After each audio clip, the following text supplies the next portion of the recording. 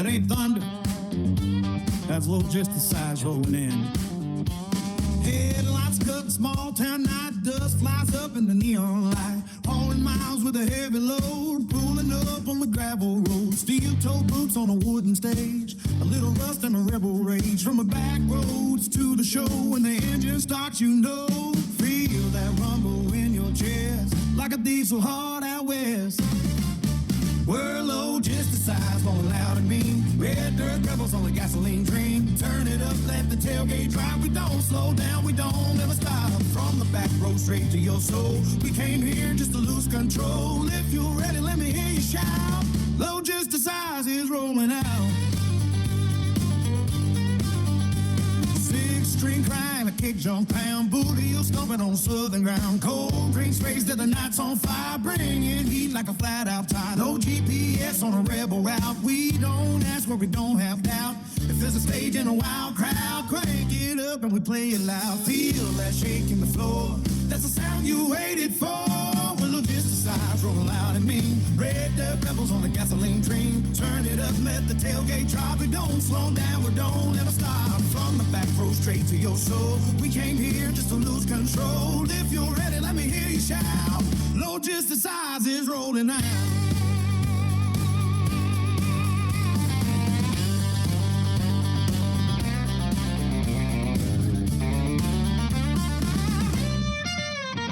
Well, Logisticize coming in hot, full tank fire, give it all we got. Let it rip like a midnight ride, bring in thunder you can't deny. From the black top to your hometown bar tonight, we're taking it way too far. So throw 'em up, let the whole world shout. Logisticize is in the house.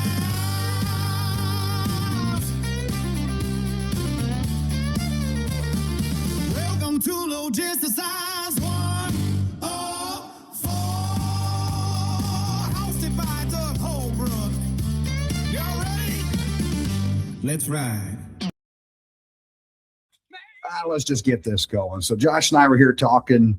Okay, so 70s music, right? Yeah. More of a 70s. I like 70s and early 80s.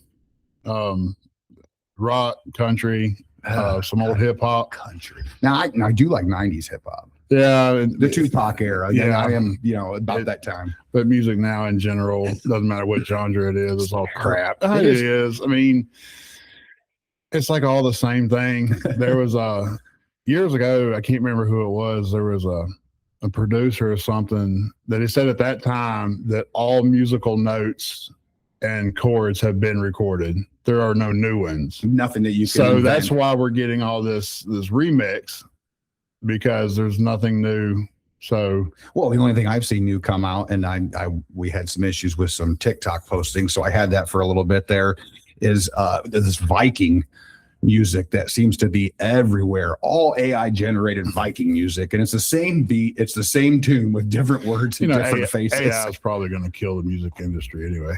I mean, it really. it started with auto tune. I mean, that's literally. I mean, it's not AI essentially, but all right, everybody. I've got Josh Shoup here in the studio with us. We're going to do some driver interviews here, and we're going to name this the Faces of Logisticize segment here on the Logisticize 104.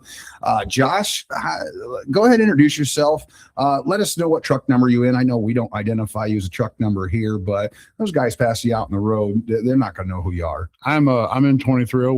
I'm in one of the tall Kenworths. Kenworths. Yeah, but it's got a manual transmission and it's really comfortable. So that's kind of as long as I keep the APU running at night, I'm usually pretty good with it. Good. Yeah.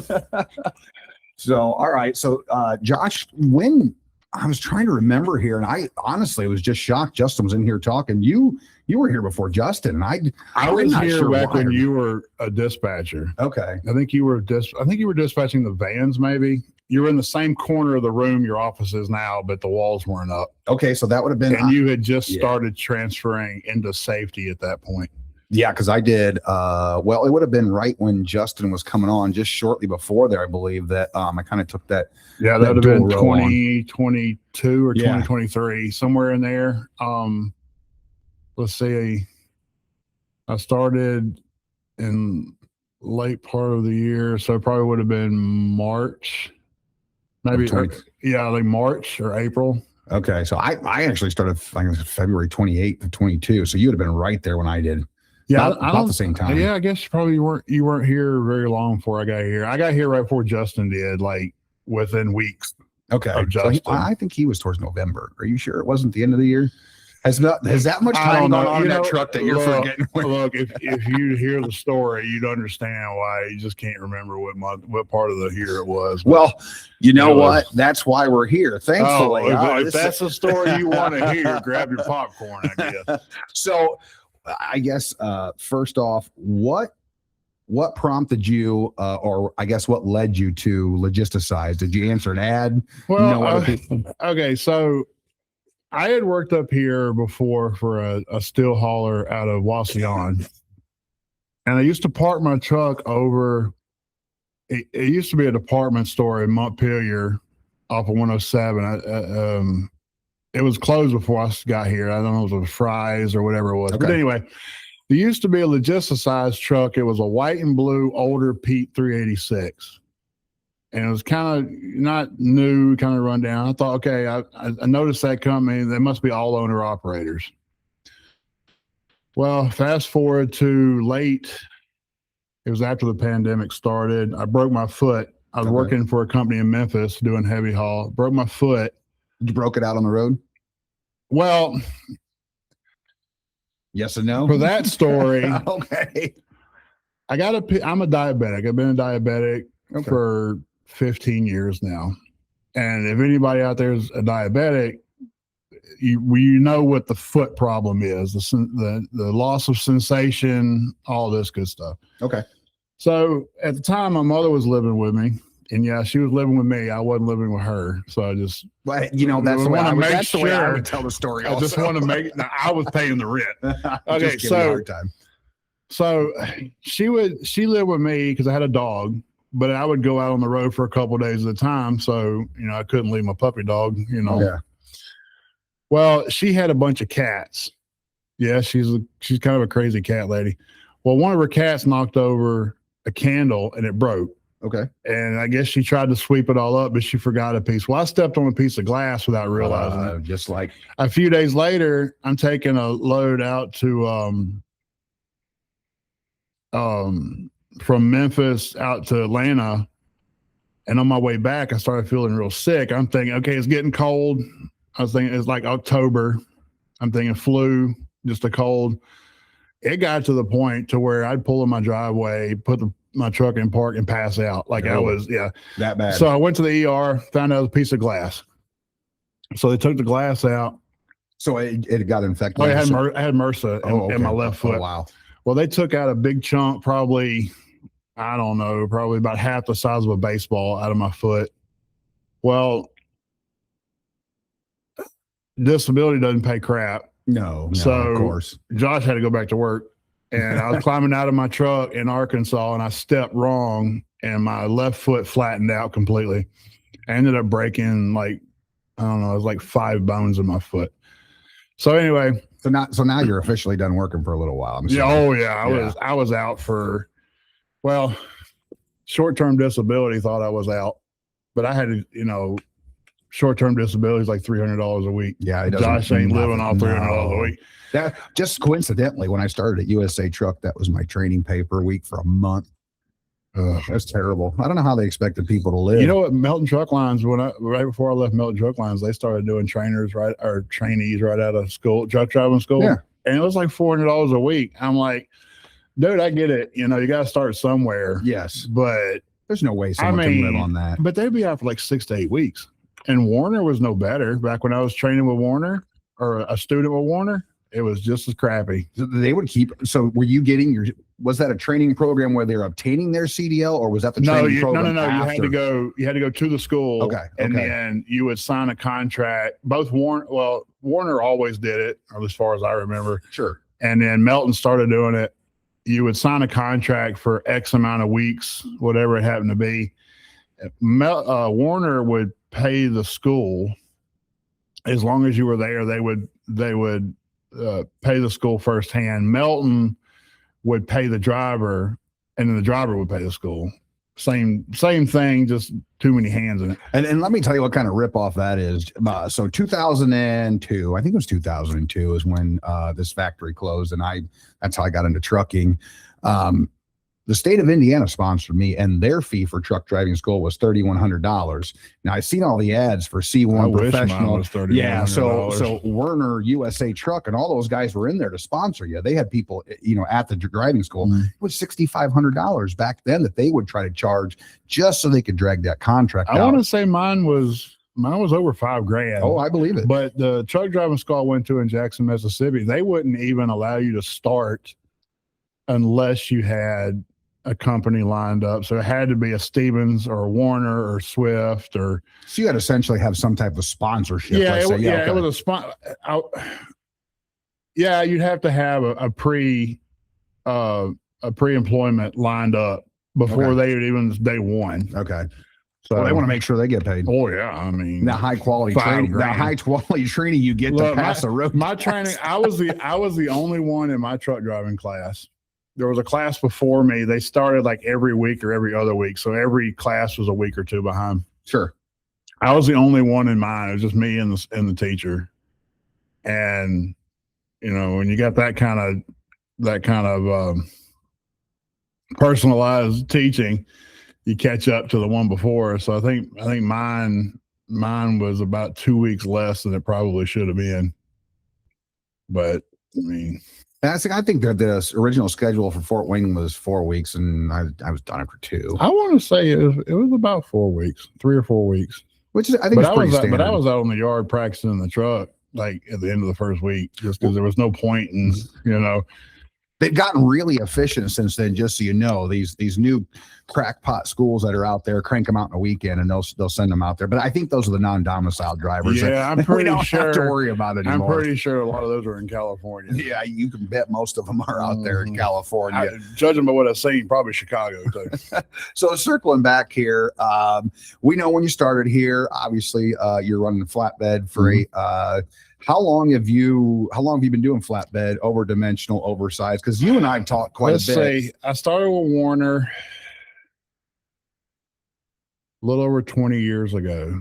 Holy crap! How old are you? I got my CDL at 22. Okay, all right. I was working in a gas station in Madison, Mississippi, and my dad drove, and he drove since not long after I was born up until I was a junior in high school. So you grew up around the lifestyle and pretty much knew what it was about. Okay. Yeah. All right. I used to go out with Dad. He did flatbed too. All right. He didn't do a lot of oversized because I don't want to, name the company, but it's kind of one of the companies, the company he worked for, they had oversized, but you had to be in the clique. Like it's a huge trucking company. Okay. But they have their oversized drivers. So it wasn't this falling ass backwards into it. It was, hey, I want to be in that group over there. Okay, It just wasn't something he enjoyed being home every weekend, being an owner operator home. You said he did enjoy? Yeah. Okay. Because that's not the answer you're going to get from every driver. He was single for most of it. Okay, there you go. I would have. Yeah. So anyway, as we were discussing earlier, we're wife talking, one, wife we're two. talking 3 wives in and a girlfriend. So. Okay, I got you. So anyway, I stupidly dropped out of high school, got my GED, and I tried going to college, but I couldn't afford it, and I didn't meet any of the qualifications for any type of assistance for it. I didn't have a kid. Whatever. That's how you get money. I guess. Look, I got 4 step kids and a grandbaby. They cost money too. I know that. They absolutely. And we're gonna get some of those good stories here too. Okay. So anyway, I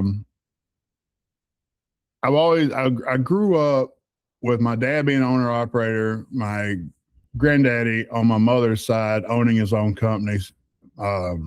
My stepdad, he was a blue collar hard worker. So that's just what I grew up on. We didn't grow up working in an office. We were outside having to do stuff. So I was like, you know what? I'm gonna give trucking a try. It's got to pay better than this gas station, so let's just, give it a shot. Do it. Right? Yeah. Worst case, I'm out $5,000 for the school. Man, I mean, how long was your contract? How long did you have to stay at Werner to complete the contract? I left before the contract ended, so I had to pay the rest of school out of my pocket, which is fine because I got a pay raise out of it. I was at Warner I started after training. I did 176 driving hours at the time as a student. So that's like 4 weeks. Yeah. But you think 176 hours, I can work 70 hours a week. That, you think that's like 2.5 weeks, right? I mean, even with that AI thing you got now, every morning that guy comes on my camera and tells me I got so many hours. And it's like, you got, so many miles and that's 100 and something hours. I was like, holy crap, I did that. Wow. Because I mean, that was back when I was at Warner, I was like, that's like a whole damn month it would take me to get 176 hours. And here I'm just wearing the clock out. Just, And some of the guys don't like getting that. I've heard some complaints about it, but all it really is just let you recap what you did for the week. It kind of gives you an idea of what your actual mileage was. It's not anything to critique or anything like that. It was just kind of, hey, I thought it was kind of interesting. I want to know that. If I can still get Scarlett Johansson on my camera to tell me that, I'd pay attention to it a little bit more, is all I'm saying. If it wasn't for copyright infringement, I almost think I could pull that off. I was able to make some pretty good stuff via AI yesterday. Looking on Facebook, if you can have a fake AI girlfriend, I think we can come up with an AI woman. Fake Scarlett Johansson for you. We'll name her something else. But anyway, so I got my CDL, did Warner. I started out, I trained with refrigerated. Okay. But they call it TCU because they didn't like reefer. So TCU. And for all those out there, that's temperature control unit. Yeah. It's a fancier name. I do like that. Yeah, I was told because the road name of reefer sounded weird. I was like, and of course all their refrigerated trailers are white, so I guess it looked like a doobie going down the road. So I did that. I did refrigerated regional. Out of Cincinnati, the Sarah Lee. Okay. So did you live up here when you? No, I lived in Mississippi. But Sarah Lee had a plant in West Point, Mississippi, which is only a couple hours away from where I was living. Sarah Lee. I've been out Rochelle, Illinois. I picked up at Sarah Lee, and out in Pennsylvania, up on 81. There's another plant up there. I can't remember. The Walmart DC. There's the beer. What's out in Pennsylvania? Come on, I can't think of it right now. Big brewery. No, Budweiser, St. Louis, Missouri. Come on, not Miller. Coors. No, I can't remember it. Anyway, we'll go up there. But anyway, there's another big Sarah Lee out there that I visit a lot in my reefer temperature controlled unit days. Only if you're CL Warner, then it's TCU. But anyway, go ahead. Sorry. All right, so I did that. And then I did their van for a little while, for Dollar General, and that sucked. Unloading them. That was before rolltainers came out, and you had to unload those trailers one box at a time. Oh my! No, you had these rollers you put in the trailer. I've done Family Dollar. Yeah, same idea. One load. Yeah. That's it. Well, yeah, I did 5 a week. It was enough. Anyway, I was like, you know what? I watched my dad do flatbed, and they look pretty cool. Let's just do flatbed. So I did flatbed, and I did that. That was like 2 months, 3 months into Warner. So that's how quick I went, because I was trying to find what I wanted to do. Sure. And at 24 cents a mile, tarping was $20. Stops for like 15 after the first. What year was this? I would have graduated in 2001. So 19, 20, 05, 06. So you were not too long after. Yeah.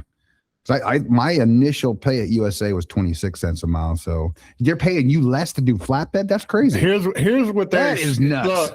Look, later on in the story, I got out of trucking for a few years. My mother had cancer. Oh, okay. So I was taking care of her. When she got better, I decided to go back to trucking. Like a fool, I went back to Warner. So they bumped it up to like a whole 32 cents a mile. So it was exciting stuff, right? Their excuse on flatbed was they paid less because you ran more miles. So you were paid by the mile, not percentage. Yeah, it was by mile. Okay. I was like, wait a minute. So you mean I got to work harder to make the same amount of money? Yeah. I was like, you know what? I'm going to be here long enough for somebody else to hire me. That's what I did. Yep. I stayed at Warner the first time for about 6 months. And then the second time I was there, I was about 3 months. But then I went to Milton Truck Lines, and they don't do a whole lot of oversize. Every once in a while, you may catch something, but it ain't, 6 inches over the back of the trailer is hardly exciting work. So I did you have to hang your flag and put your signs out? Look, yeah, if you went through Tulsa, you did. Oh man, that guy would come out there in his cowboy shaped hard hat, wearing his penny loafers and riding his tricycle. With the pennies in the loafers, that's what makes the difference. Yeah, he was a short, bald guy. I can't remember what his name was, but anyway, he come out there. Yeah, let that rub rail be. Yeah, I was like, whatever. You know what? That's when I learned a long time ago. When it comes to like safety and DOT, whatever keeps them quiet, just do it. I mean, it's gonna. Oh, like wrapping your snap binders. Yeah, that's right. Yeah, if you want, if you want that flag because it's 3.5 inches off the back of that trailer, if it keeps you happy, then I will staple it to the back if I have to. Right? So I did Melton, and then how was the Melton experience for you? I actually enjoyed Melton. That was the first time I was there twice, about 3 years both times. My first 3 years there, that was the first time in my life I made about 70 grand a year. Well, that's not too bad. And at this time, I'm still in my mid-20s. That's now when you're in your 20s back then. That was pretty decent. Oh, yeah. That was before I got married and all that. Yeah. I mean, I'd stay on the road. We'll get into that part here pretty soon. I'd be out 3 months at a time, though. Okay. Because what's the point? I had my pickup was paid for. All I had was my cell phone, health insurance, and insurance on my vehicle. And clearly still single at the time. I saved an awful lot in gasoline. Oh, sure. Oh, yeah. My truck did not gain any miles. So, when I did come home, I just have a wad of cash. Yeah.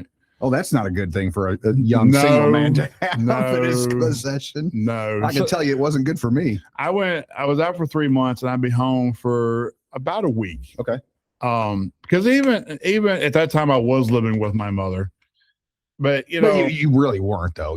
No, I was living with her at that point. Okay. Because there's no point in me spending. That's what I'm saying. At that time. Yeah. At that time, rent where I was living you could get a decent 1-bedroom for about $700-800 a month. What would be the point? In Mississippi? Yeah. That's more expensive than I expected. Well, central Mississippi. It was in Rankin County, which if you've never been there, it's a hoity-toityer county. Okay. It's like Madison and Rankin, between those two, or where the bougie people are usually from. Hines County, where Jackson is not the bougie. Not usually. Yeah, they have old money in Jackson. Okay. So, I was dating women, whatever, doing it as a single guy would typically do. So what would be the point in me spending $800 a month for a place I'm at 4 times a year? Exactly. That's what I was getting ready to say. Just, yeah. So I stayed out, and then mom was diagnosed with cancer for the second time. So she's still now, but she was an attorney and had her own office. So I was like, you know what? I'll come off the road, I'll work in your office. Yeah. And then that way, if something happens, I'm here. Because this is the second time she had cancer. So I was like, I don't know how you're going to get lucky the second time. First time worked out well. Second time, every time after that, you feel like eventually the luck is going to run out. And I didn't want to be like the first time in Wyoming finding out. So she went through everything, got cleared. I was like, all right, you're taken care of. I'm going to go back. Warner, 3 months. Oh, no. I had to. I was out for 3 years. Yeah. And there's only so many reputable, well, I'll say reputable. Warner is a reputable company. Good company that a driver wants to work for is going to hire you when you've got this huge gap. Yeah.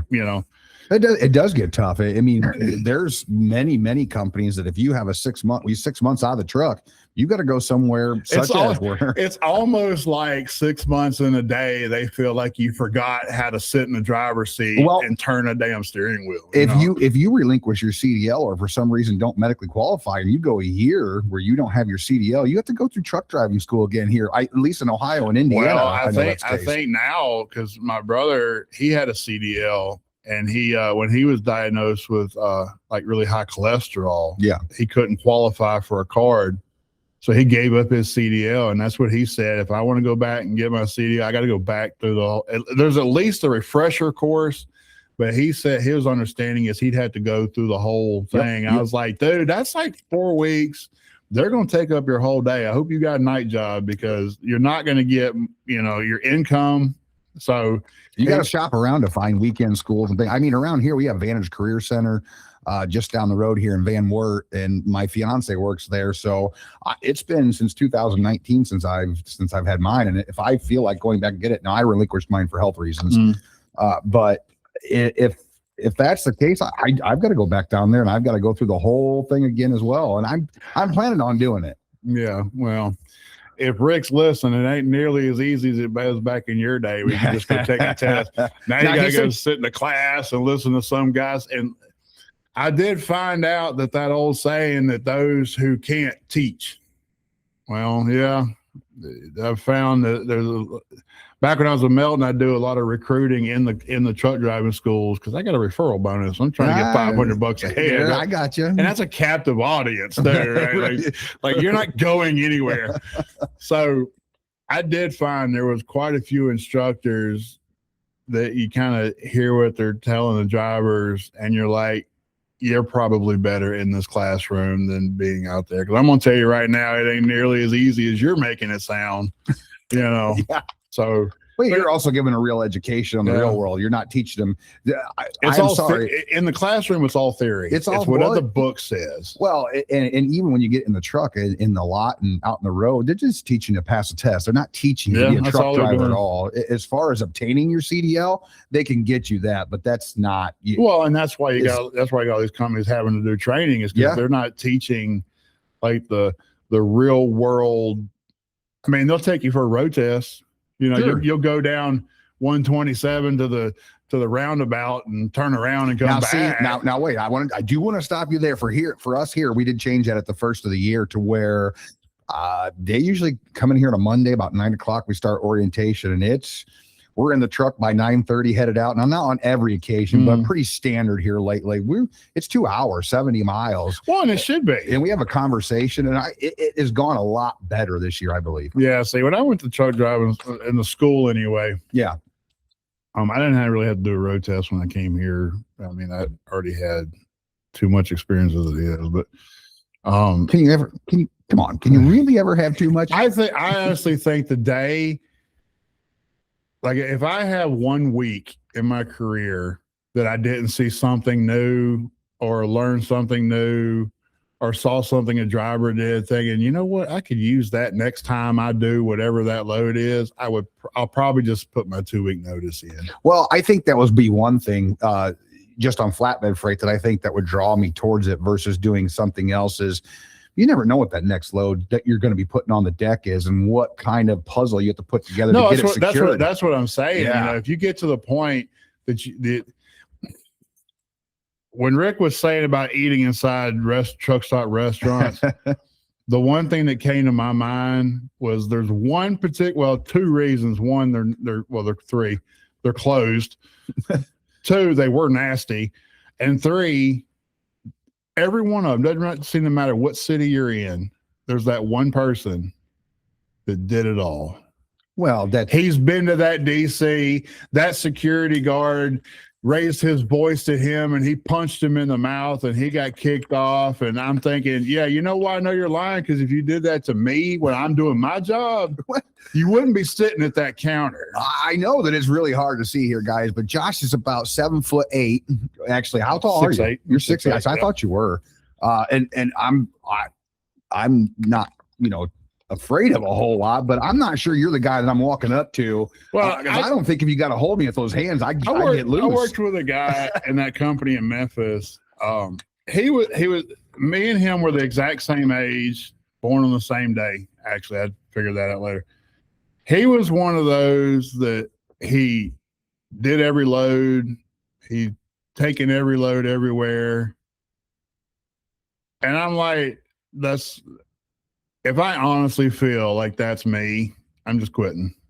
Because what's the point at that point? I might as well go do van. You know, like if I'm going to do flatbed, I want to see different stuff. I want to do different stuff. I want to learn different stuff. I want to when I go to a job site and it's either Logisticize or a cookie driver, and they're like, you know, I got like a load of decking or whatever, or another driver has a load of decking, and we're talking about, you know, like after that accident up there in Bryan where our driver didn't have him cross chain and they shipped it. We were talking about that. Yep. You know, and the driver's like, well, you know, Cookie taught us to do the cross chains this way and that way, and it's different than how I do it. And I'm like, oh, okay, that's pretty cool. Of course, by the time I get decking again, I forgot how to do it. I got a load of decking now, and I'm still trying to figure out how to get the cross chains tight. Well, you're one of the guys that invest a little money in his craft. I think you have to, even as a company driver. I'm not talking about like decking the truck out from bumper to bumper with chrome or nothing. But no, but there are things out there, equipment. I love equipment. I love chrome too, and I like lights, but I love equipment. Well, and it's now just to be fair, that's equipment that helps make your job easier. Yeah. It's not that you don't have the equipment. This is just something you find handier. It's extra stuff. So yeah. You know, like Logisticize, they'll give you, you know, 4 2-inch straps. The standard package. I will tell you right now, 4 ain't gonna cut it. It's just not. And part of it is our Rittenhauer trailers. Okay. And any trailer brand that the winches stop before they get over it. I'm not trying to put winches over a tire. Yeah. But what I'm saying is like when you got a load of shingles, mulch, dirt, you have to have so many straps over it. Sure. And it never fails. I'm always a couple winches short of that number. But then I like to X the front and back too. Yeah. I don't want anything falling. Well, there's 4 more. Well, and that's also why you've never had a claim. You've never called in here with anything shifted. You've never. I've had one load. It did shift, but it was not very far. Okay. And it could have been worse. It always. I'm lucky it didn't, and I'm lucky that it happened not long before I got to the job site. So it didn't affect you too bad. So no, it shifted 3 inches. So which is not a big deal, but that showed me that it will shift. Yep. Because I'm not, if you look on my Samsara, I may have a problem with following too closely. What I don't have a problem with is hard braking. No, and to be fair, the only time you've really had events come up is when the distance it's looking for has increased. And as soon as you made the adjustment, they're more times than not, not always, but more times than not, I've noticed that camera will squawk as I'm changing lanes. Like me and the camera had the same thought at the same time. Like, okay, I'm too close. Let's get over. Let's get over. Well, and just so you know, if you move over and there's a car in that lane that's still within that distance, it doesn't break that up. It recognizes that. Oh, and okay. It will still, I thought it was only picking up. Like I know it picks up cars. Like in the like, because I've had enough to where your AI self has sent me videos. And I see the box, you know, it'll box out the truck. Yep. And it shows you the time up. Yeah, it'll show you like the speed. So anyway, when you now I want to get back around to kind of the beginning and stuff like that. Yeah. What surprised you most about trucking when you first get out on the road solo on your own? You're away from a trainer, you know, you've gotten through the first couple weeks of solo, you know, the jitters are out and you're getting in a groove sort of. What surprised you most, or what was your biggest challenge? I mean, I guess for you, a surprise may not be it because you grew up around it. So maybe you were more accustomed to what happens. I think the challenge would be the traffic in the bigger cities. Okay. Because when I was training with Warner, especially on flatbed. At that time, Warner's flatbed loved anything west of 35. Okay. And for somebody living in Mississippi, that doesn't work out very well. But I trained a lot on Snoqualmie Pass. Where's that? No, it's in Washington. Okay. It's I didn't go up there much. I want to say, I'd have to look it up, but I think on the highway the highest peak is 2 miles up. Okay. It's a very wintertime sucks, springtime sucks. It's very long and snowy and icy. So I trained on that. Okay. So that sets you up for a lot of stuff. Yeah. I mean, I've ran a cabbage out there. And even I've been out there too. Yeah. I got my first speeding ticket out there, by the way. Well, first in the truck. Anyway, and even when I was training at Melton as a trainer, I told Wanda, was my dispatch. She was one of my favorite dispatchers. Why I still talk to her every once in a while. When I was training out there, I was like, you need to send me to like Washington, Pennsylvania. Cause I was like, any dork can drive across I-80. Kansas. Right. It's flat, you know. You don't Well, I can tell you this. Learning anything. Emily hated Kansas when we came back from out west. She's like, there's nothing here. Oh, Kansas will make you fall asleep. Yeah, there ain't nothing in Kansas. Nothing. But I was like, you know, I only had these guys for a few weeks at a time because I always got the guys that drove vans before. So they were looking for the flatbed training more than they were the driving training. Okay. So I was like, I need Washington. I hate going there, but for the reason why, you know, you need to learn how to do the mountains, you know. So if I came on and I was in your truck, I would have actually gotten an education on how to be a truck driver. Yeah. Because you weren't one that was just using them to be a team driver to make money off of them. Okay. So I did get extra pay. Sure. Which you should. And then I got the pay for their miles. So I did get extra money because that was the incentive. Yeah. Because look, everybody listening knows that truck is your house and you don't like strangers in your house, and especially when they're sleeping in your house. And that's very close quarters. And that's look, a tiny home to the extreme. Me and my flatbed trainer got into it when I was at Warner, and I about tore him a new one, all because he didn't want to pay to go take a shower. Oh, no, yeah, you can't have that. You got to get clean. So anyway, that just leads to worse problems. Look, I'll drop a C note if I need a damn shower. I'm telling you, I'll stop at Pilot if I can, but I'm gonna tell you right now, if I'm picking up at New Mill, which is all my time, a lot of times if you were to look on my logs, I'll PC to Woodburn to the Loves. I'll pay for a damn shower. Yeah, it costs me $15, but I'll pay for it. So yeah, when I had a student, you know, I'd get you for about a month. I'd run the raw dog out of it. We weren't supposed to team drive. Yeah. So I spent a lot of my data plan on my phone skyrocketed when I became because I'd be sitting over in the passenger seat, just click. If I wanted to know something, I was constantly looking stuff up. But no, I made sure that you got a bunch of miles. And by the time you got off the truck, I made this thing. If they did a good job, I found a strap winder that I really like. It cost like $100 at the time. So it's a really nice one. So that's one thing I've not done. I'm assuming that's expensive. Oh yeah. They still make it, but they changed it now. If anybody goes to like the Iowa 80s and all that, it's the red one with the really big disc on it, but it's real quiet and smooth. It costs like $100 at the time. So what I would do is towards the end, Melton was good about going across 44, 70, 80, all these. Sure. So I'd pick one up, and I'd give it to them when they were done. I was like, I'm going to tell you right now, this right here is going to be your friend. You're going to wear your arms out doing it the old-fashioned way. Now, see, now I wanted to interrupt you. I love that right there because my experience with a trainer, and I think I've said this before on here, is I didn't pay for food. The guy bought me a haircut. You know, he worked me like a dog and made me do everything. Well, but when I walked out of that, I walked out of that truck with a laminated Rand McNally Atlas on a ring binder and a Cobra 29 radio at the end. And you know, the measly pay I got for training got to go home to pay for something. I don't know what, because after taxes, $350 doesn't go far. Especially not now. No, not at all. So I kind of looking at this right here.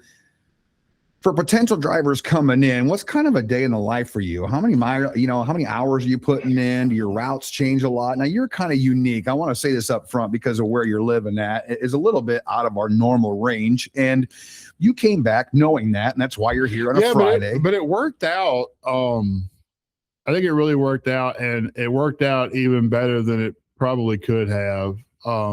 When New Millennium started sending their coils from SDI and Butler down to Memphis, Tennessee to their new mill plant to perforate them, it worked out that probably about 90% of the time when I'm either going home or coming off of home, I'm picking up there, and it's a really well-paying load. Okay. So if I pick up there, I try to rig it to where I can pick up Friday and then I can go home and leave Sunday, because they stop at like 1 o'clock in the afternoon. So it's only half a day. Yeah, right? really. So you got 2.5 days at home. Or if I'm delivering somewhere close, like I've delivered to Memphis on a Saturday, I'll go there, do my post trip, PC home, and then Monday PC back, and I don't have to start my clock. So I won't start my clock until the 2 coils are on the trailer, chained down and tarped.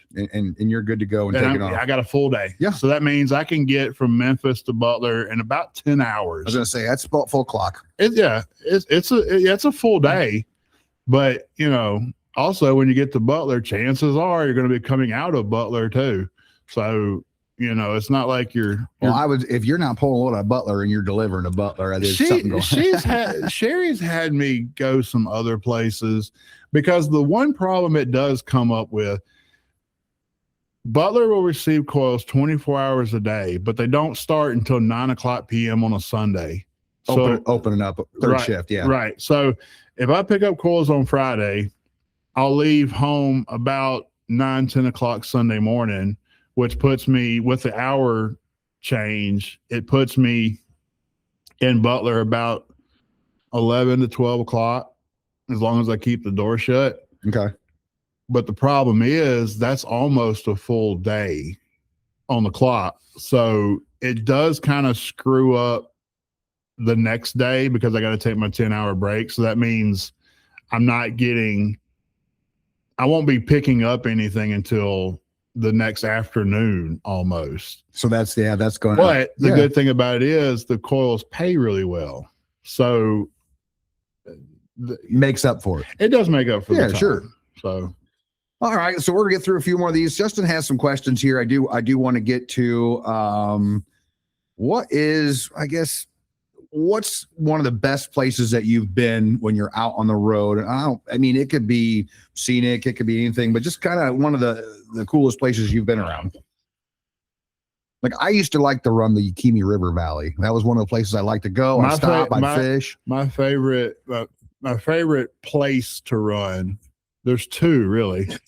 I like the Chesapeake Bay Bridge. Yeah, I always love that. Yeah, you go through there early in the morning when there's fog on the water, and you can look out and you see like the outline of something. You also can't see land. No, well, yeah.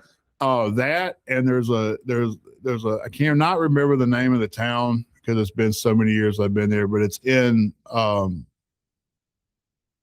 southern New York. There's like a little, I don't know. It was just a pretty town. Yeah. It's not old, but it is kind of old. And you got the Adirondacks out there. You've got Finger Lakes. There's a lot of nice places out there. There is.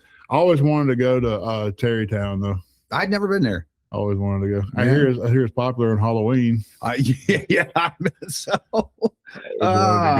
So getting back to, I don't think we ever answered, how did you hear about Logisticize? Okay. So we got way off here. Oh yeah. Look, I'm good at rambling. So you get me off on a tangent, we'll be here till Monday. All right. So I broke my foot in 2021, 22. Okay. I got cleared to go back to work, but at the time, while my foot was broken, my ex-wife and I started talking again.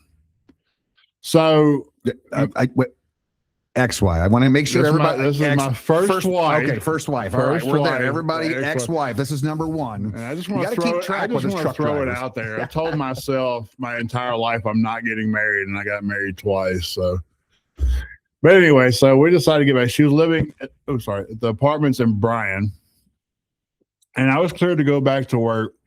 Now wait a minute. In Bryan, Ohio. Uh-huh. So you moved up here? Yes. Okay. All right. Yeah, I moved up here. Okay. And we were looking. I was going to go back to that company in Wasion, but he didn't have a truck available. So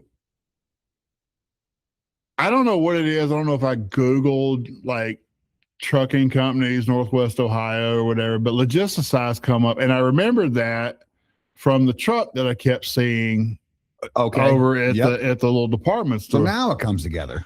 But I thought it was all owner operators because I started noticing Logisticize trucks and they all look different. Like they didn't really, other than the Volvo part, they're all painted different. They didn't really look like Swift. Like most of their trucks look identical. Yep. Or Warner, most of their trucks look identical. Like they look like it was a mishmash of, all these owner operators getting together, right? Sure. So I guess I'd like looked up the website or something and it said company drivers. I was like, oh, hell, why not? Let's just try it. And Jeremy left a message. Jeremy called me back and got me through all my, drug tests and all that. And so I decided, evidently you passed. I passed. Again, I was the only person in the class. So, I mean, why not? So you came on to Logisticize, you started running flatbed freight. And then what, and most people don't know this, but you did leave for a little while and come back. What ended up happening? There wasn't anything here that happened at all. Yeah. I don't think there's any conflict. No, there's nothing wrong with here. Maybe we'll get back to the next wife story. Previously. Okay. Well, to the end of that wife story. Yeah. She worked over at Cookie and, at the time worked at Cookie. Sure. And, without getting too far into it, we don't need to get. She wanted to get back with a guy that she was with when we weren't together that worked at Cookie. So anyway, I got kicked out. So I had to play. I got you. So I was in Minnesota picking up bobcats, wherever that is. Is that Minneapolis, Albert Lee, wherever in Minnesota we used to pick up bobcats. Yeah. So getting kicked out of the apartment while you're 700 miles away is a difficult situation to probably manage. Well, I don't know. I was kind of like, okay. It's just, I've got this rolling house. At that point, I was like, you know what? That's my exit strategy. We'll just take it. So Kurt and Sherry worked with me really well. That was like a multi-stop load. Sherry worked it out that I would deliver one part of it and then bring it here or whatever. Yeah. So at the time I had a camper. Well, I still have the same camper. Big ballin'. Yeah. I don't know about all that. But, so my camper was actually parked behind Cookie's. And at the time, the company my brother was working for had him on a mat yard in Pennsylvania. Okay. And it somehow, I don't know how it worked out, but my brother was just like, well, I'm headed home to Tennessee. Do you want me to grab your camper? I was like, you know what? Because his company paid for the diesel for his truck when he go to and from home. Okay. So I was like, it's a free lift home. I was like, you know what? My poor truck only going to get like 10 miles a gallon. I'll be stopping every 3 hours for fuel. So I was like, let them pay for that. Yeah, Matt pay for that. Right. Absolutely. So he went in there at like 11:30, 12 o'clock at night and stole my camper basically. So was that before? That'd be before all the new, no, that'd be after all the new buildings because they put up the new ones out back. Yeah, before that. Yeah, where the office. Okay, so you got the shop 14, and then the 15. office is behind that. It was right behind that. Yep. So anyway, so that puts a notch up here for wife number one done. That was done. So I moved back to Tennessee, Moscow, Tennessee. Spelled like Moscow, but it's Moscow. outside, about an hour About outside like of Memphis. Bellefontaine and Bellefountain. You know what? To this day, I just learned like a few weeks ago how in Michigan, the Ypsilanti. Ypsilanti. I just heard how that's pronounced like a month ago. Well, All these years I've seen that. And I was like, how do you pronounce that? Well, people in Ohio get offended. So I'm originally from Indiana. I'm sure most people know that by now. People are offended if you say Bellefontaine.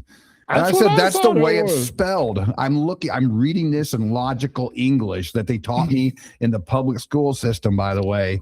And it's just not coming out that way. Yeah, that's the way. But they'll stop you and they'll yell at you. No, that's not how it's spelled.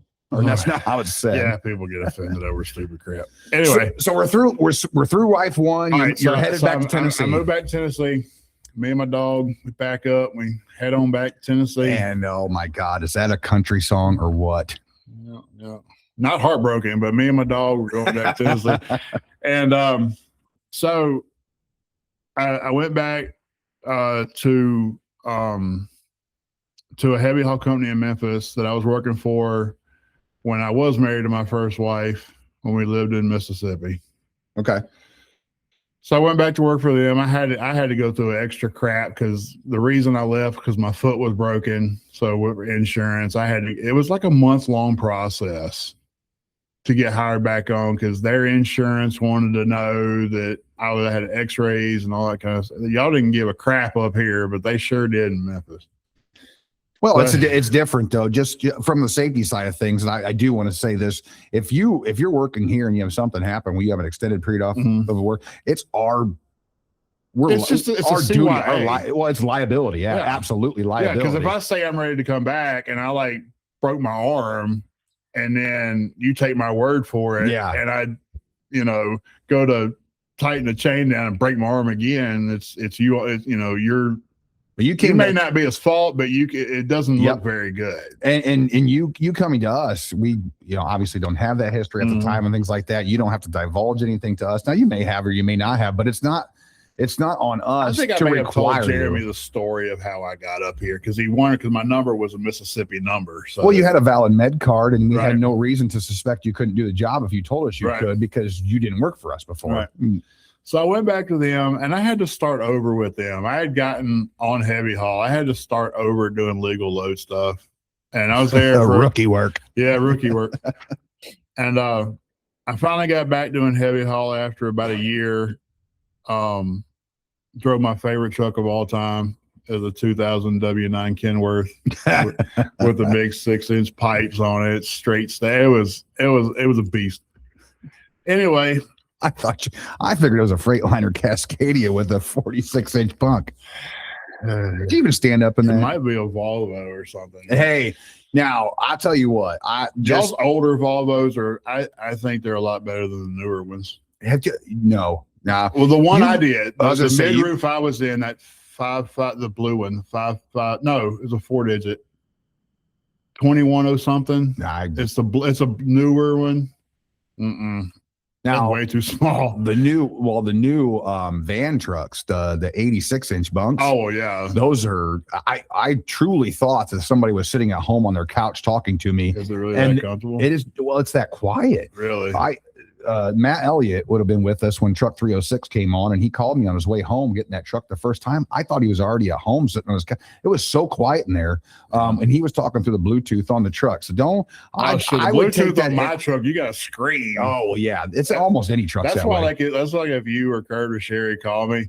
It takes me a minute to answer because I got to get my AirPods, put my AirPods in because you ain't hearing nothing. I can hear you, but you can't hear me. So you got through, you got clear to go come back to work here. You started here. What was the first stint here? When did you have to go? Do I know? How long did you were here the first time? You were here several years. No, a couple of years, weren't you? Oh, a few months. 6 months, 7 months. It was less than a year. Was it? Mm-hmm. See, I must have I didn't think you had started that early. So clearly time's passing by my old brain faster. I started sometime either late October or November because I remember I was up here for Halloween. Yeah. Okay. So, and that went until like maybe March or April. And we're taking this from your memory after you told me March. Well, yeah, that's close. That's pretty close. It's 6 months away. So no, I came back. Anyway, for a short story. Yeah. The company in Memphis, they're a big parent company. They have a big parent company. One of our sister companies got into a wreck in Houston on an overlinked load. It ended up unaliving some people. So insurance come in and shut down all oversized freight, heavy haul, overlinked, too much liability. They sold all the heavy haul equipment, everything. So now I'm out of a job because I already got taste of blood when it came to the heavy haul. Right? So you like that? Yeah. I mean, that was my jam, right? So, an old boss of mine from a company I worked down in Florida, she became dispatcher of a crane company in Jacksonville, Florida. And the timing just where I posted something on Facebook, took a picture of my W-9 and say, well, it was a good run, big girl. And all this. And she's like, well, what happened? What happened? Did you get fired? I was like, no, they closed down heavy. So then you had to leave wife number 2, or was that the mistress? No, I wasn't married at the time. That was the mistress. No. I mean the truck. Was that the mistress, or was that another wife? That was my longtime girlfriend right there. So I moved down to Florida, took my camper, and found me a really nice 18 and over RV park, living with the old folks out there. Yeah. And I was there for about a year, and then my luck ran out again, and the crane company shut down all the trucks, just cranes. They weren't trucking flatbed, heavy haul, over nothing. They were gone. So you're just nothing. We came in. Our last day of our pay week was on Wednesdays. Okay. We came in Wednesday morning, and they're like, we're going to finish that day and we're done. I was like, oh, not a 2 week. Like, if I quit, you're going to want a 2 week notice. You're right. So they paid us 2 weeks severance. Okay. Oh, so, at least that was decent. So between the time, while I was down there for right at a year, while I was down there, this, my now wife, we had met right after my ex-wife left Mississippi. So we'd known each other for 5 years at the point. And the second wife. Oh, so I didn't know you knew her beforehand. No. I knew her for about 5 years, and we dated and we broke up. We dated, we broke up, we dated, we broke up. And, seems to be a pattern. Yeah. I'm consistent. You're consistent. Consistently inconsistent. So we had started talking again because I did it down in Florida. I had my aunt, but she was a couple hours away. Okay. So I didn't have any, I suck at making friends. I don't like people. So I don't go anywhere, right? I go to Walmart to get my crap, and I'll go to the restaurant. No, you're doing it all wrong. Everything we get is delivered from Walmart. I can't go into that store. What? They didn't like a whole bunch of delivery trucks inside the RV park. So that's true. So anyway, we started talking again, and she was not the only reason, but she was having insurance problems, getting health insurance. Okay. And she has a medical condition that's way worse than mine, so she has to have medical. So I asked my mother, that's an attorney, I said, is there anything illegal or unethical about marrying somebody to help them get insurance? That's how I ended up married the first time. Well, the first time I was just stupid the first time. Well, to be fair, I got her pregnant, so I had a hand in the reason she needed insurance. Well, see, I looked out there. I didn't even get anybody pregnant. Anyway, so she's like, no, there's nothing. People do it all the time, And I liked her. So I mean, it's not like it was, we just hated each other. We're just doing it for business. Sure. So I got a load up to Tennessee. I was living in Florida. We got married, courthouse style. Yeah. But we got a buddy of hers that runs a biker club to do the actual ceremony by the lake, because that's the first time she'd been married, and her mother was not going to let that slide. We're going to have pictures. Sure. And we're going to have photogenic evidence of what we're doing. Proof. Yeah. So not just a piece of paper. Then we got all these kids running around. They're going to want to throw flowers. So we're going to have to do it. All right. So you put the suit on. Well, no, I look, she got a cheap dress, white with 4 kids. She got a white dress. That's all right. And I don't think that matters anymore. I wore blue jeans and a button-down shirt. Now, is that as dressed up as you get, or do you mind putting? I would have to imagine finding a suit for a 6'8" individual. Look, I used to have. I was going to say. I used to have one. I had one. I don't say custom made, but one fitted suit because I was under the firm belief that every man needs at least one suit, and I have no clue where it is. You can't find it this day. I don't know. Between all the movement, it just disappeared. I mean, you have to have a funeral suit. That's typically. I mean, everybody. That's.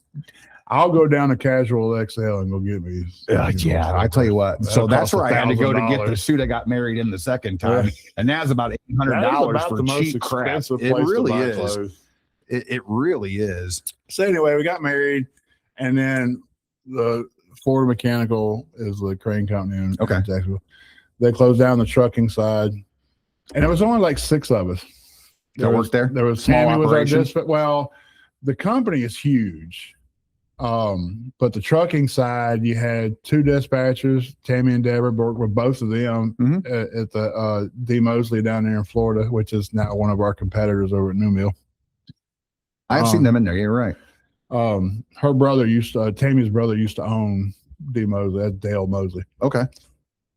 And then there was 5 heavy haul drivers, 4 heavy haul drivers, and 3 flatbed drivers. That's all it was. So they shut all that down, and you're in Memphis now. You're married again. Well, I moved to Savannah. Which is if you look at a map, you got Jackson, Tennessee. If you pretty much just go southeast just a little bit, about an hour or 2. Ah, that's right. You are a little way from there. I forgot that. Yeah. I'm a couple hours. I can get to Memphis and Nashville in about the same amount of time either way. About 2 hours. I'm right in the middle. So when you got settled in and everything, what made you think, hey, I'm going to give these guys a call and see if we can't make something work? So I know I needed a job, obviously. And I had talked to Kurt a couple times when I was working in Memphis because we had a feeling something was happening. We heard about the wreck in Houston, and when we didn't start renewing annual blanket permits, we knew that sometimes there's no way if you're gonna be running out of Memphis, Tennessee, there's no way you're gonna pay single trip permits when you can just pay the $5,000 and be done with it, right? And people don't believe that an accident can end something. And it's 100%. Especially why we do the training, especially when they find out who owns it. So if it's a little company like Logisticize, you're gonna get sued. Yeah, I mean, right? Oh yeah, every time. Almost. But if it's a Warner, or a Swift, you know what I'm saying? The bigger you are, well, this company has ports all over the country, and they had, I think it was like 10 small trucking companies. They had a name out there that people knew. Yeah. So and then that does make a difference when you go sit in front of a jury.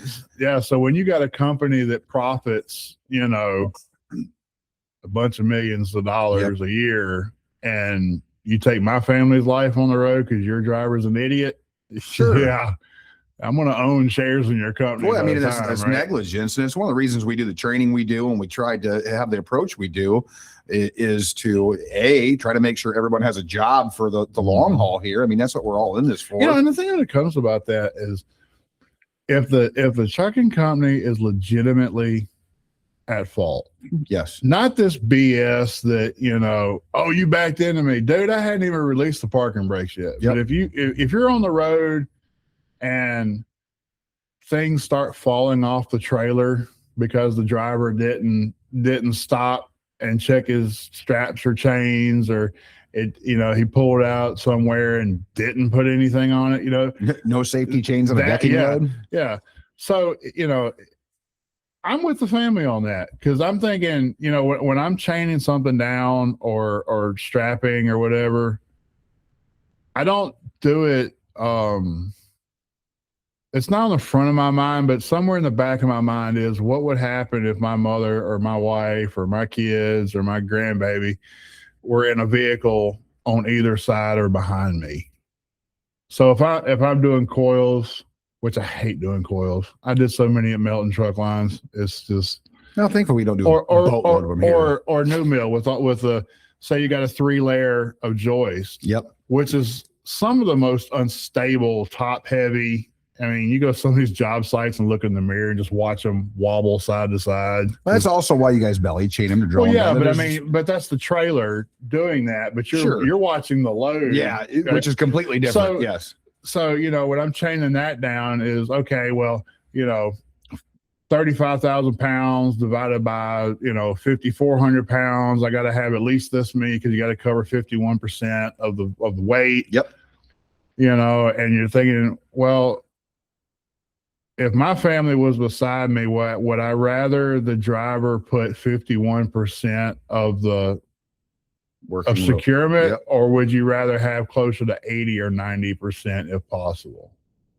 And at that point, you just start running out of chains. I mean, you look at your headache rack and you're like, where are all my chains? Oh, they're all 12 of them. All 14 of them are on this. Yeah.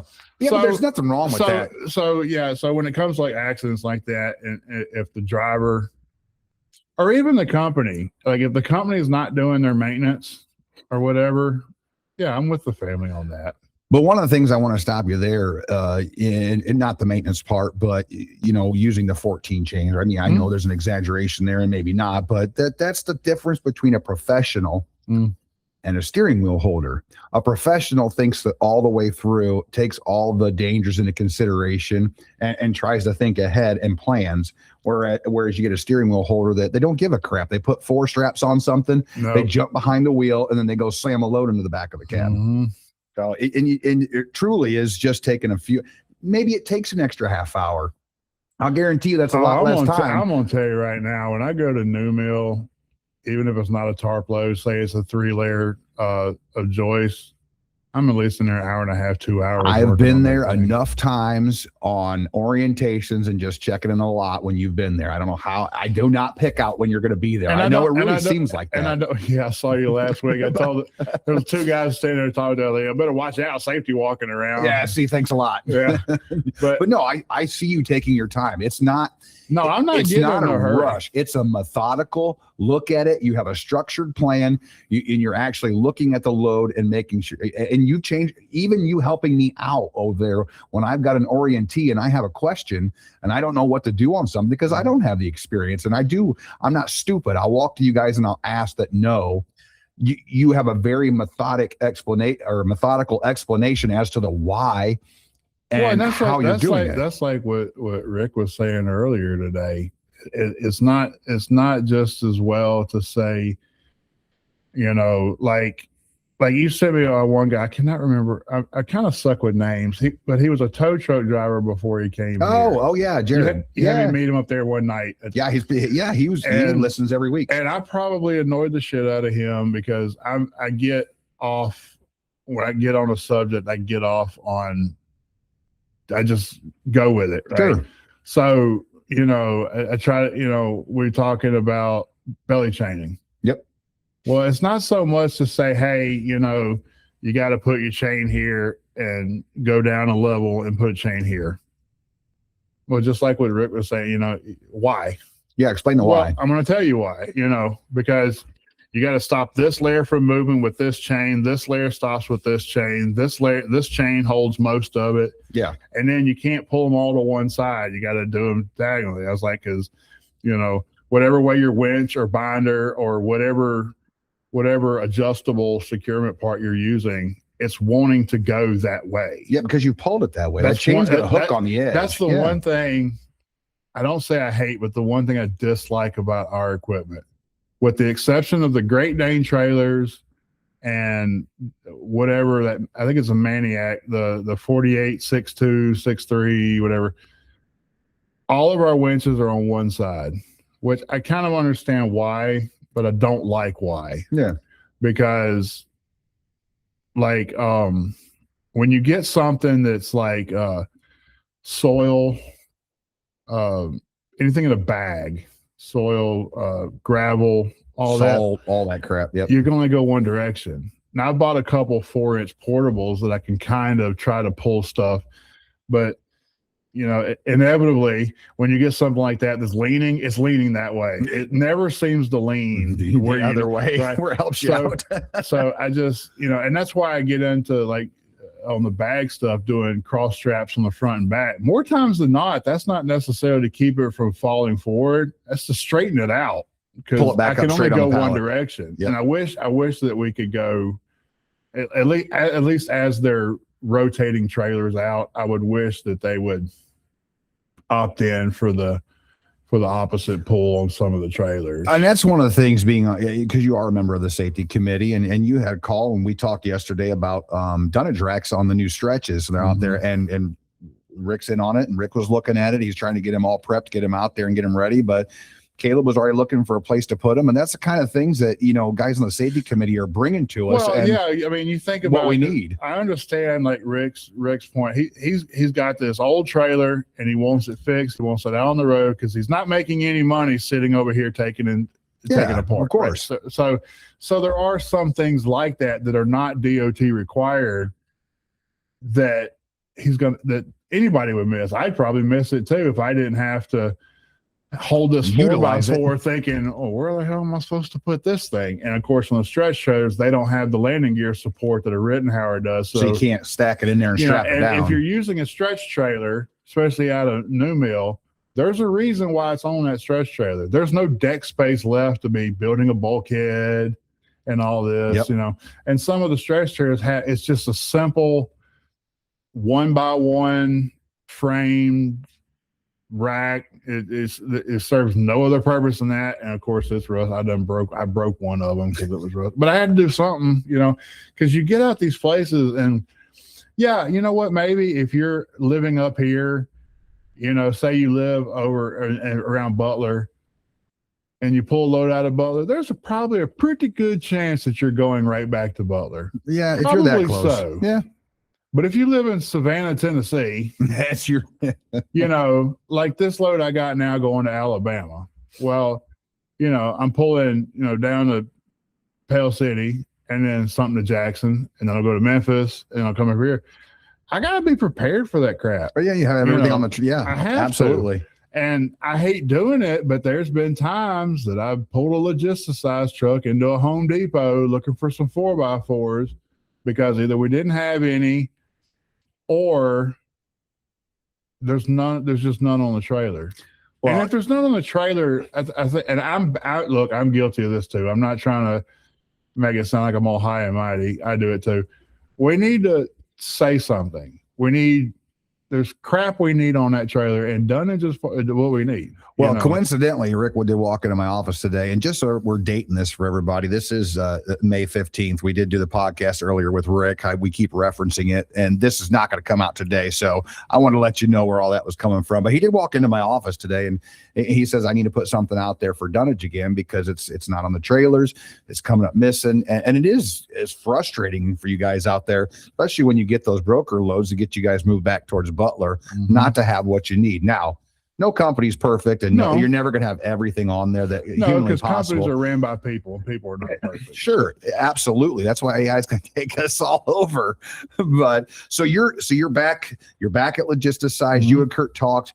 Well, I guess I should say you're talking to Kurt at this point. We're circling back to the story here of you coming back. What prompted you to make the trip back up here? Like, what solidified everything? Mainly because I knew the people. Okay. Like I said, I am not a people person. I don't like dealing with people, so I don't like meeting new people. Okay. And fair enough. When I have to. But part of it was that I knew I knew things had changed, obviously, because everything changes over the years. Of course, yeah. But I had an idea, I knew Kurt was here, I knew Rick was here, I knew Sherry was here, I figured Jolene was here, I figured Miss Lori was here. I figured, there may be some new faces, but I kind of got an idea of the basic group of people. Yeah. And I knew how you guys operate. I knew basically the kind of freight I was going to haul. I knew a lot of it was going to be new mill. Yep. I didn't realize about the coils. That started not long after I got here is when they started that. So I fell backwards into that, which, it does work out where you're living at. Money, right? Yep. because that 27.5% on broker freight ain't worth the crap, but I'd rather have 28% of direct freight. So yeah, I just knew the atmosphere. Well, clearly you knew you had to be able to make the money you needed to survive, or else you wouldn't. That's part of making a decision to come to a place. I didn't know anything about the pay guarantee or how the insurance worked because I'm gonna be honest with you. When I was here last time, the insurance sucked. It was expensive. It didn't hardly do anything, and especially if I'm living in Tennessee with Ohio insurance, that makes it difficult. I'm gonna have to take a trip up here to go see the doctor. Sure. So that was a happy surprise. Now, that was one thing that and it's difficult to put that together. I mean, we're not a huge company. Right. We don't have 5,000 employees, and it's just you're narrowed down to only a few options. And I think they did a really good job coming up with a really good option, I thought, for what was previously offered. I don't know. This is the first time I've ever been somewhere that does like this. Every other place I've been that has insurance, it's the same thing. It but really you don't is. see it. Yes, it's the same it's thing. Not, like when I'm working at Melton, I'm not turning in a receipt every month. But it's the exact same thing. Yep.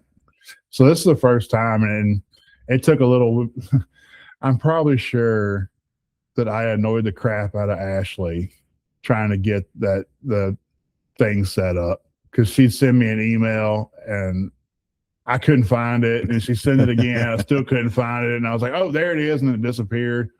So it took me a little bit to get that, but no, all I did was I called Kurt, because I had forgotten who was doing the orientation. I knew you worked here.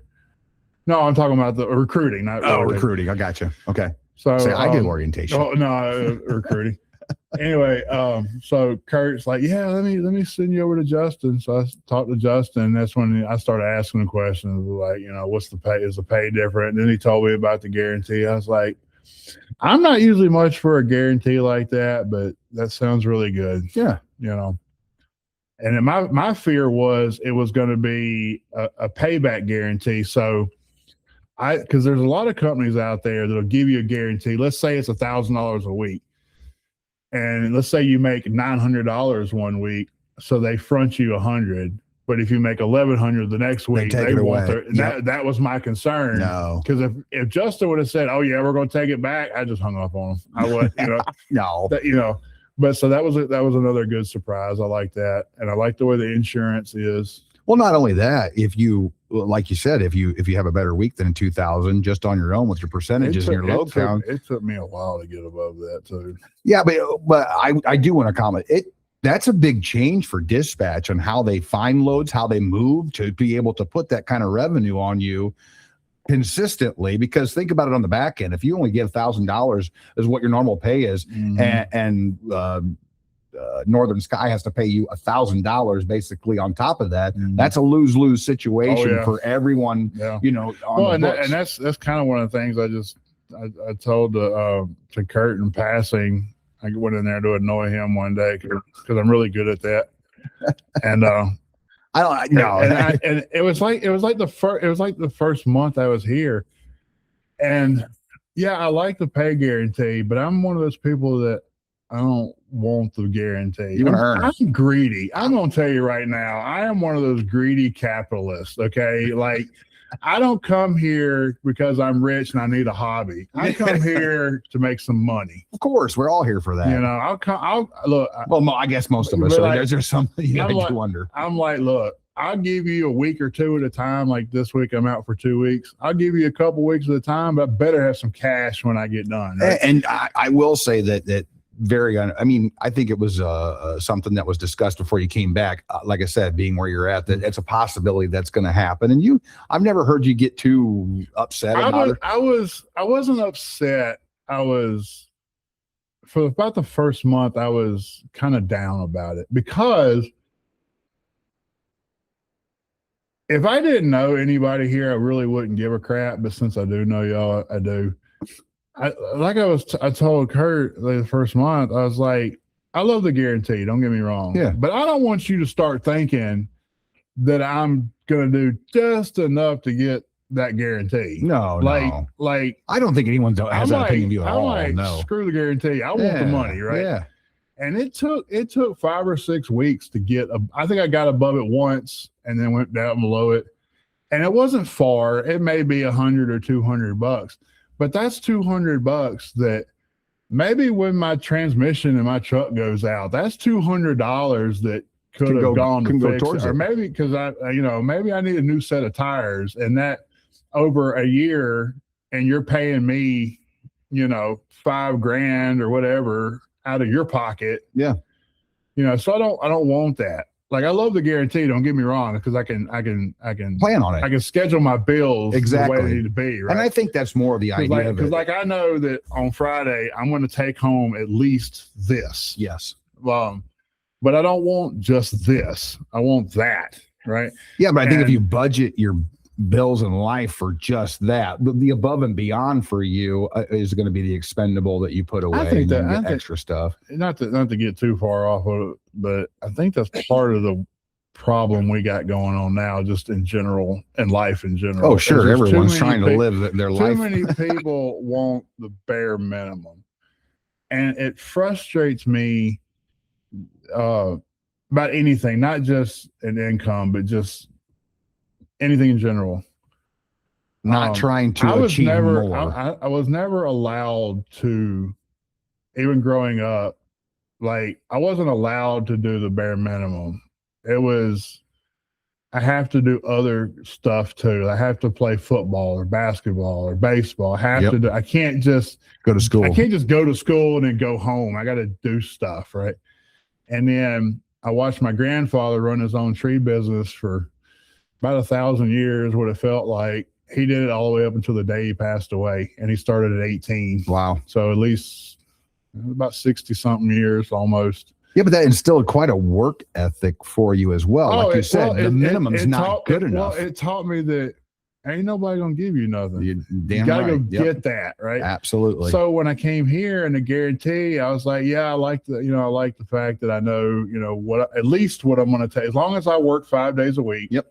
And I don't take days off. It pisses my wife off, something serious. She's like, we got to go on vacation. I was like, you understand I drive all week, right? Like, I'm on vacation all week. What are you talking about? Like, when I roll into the house come Saturday and I'm sitting on the back porch smoking and drinking a beer, and she's like, what are you going to do this weekend? I'm doing it. I don't know. I'm not going anywhere.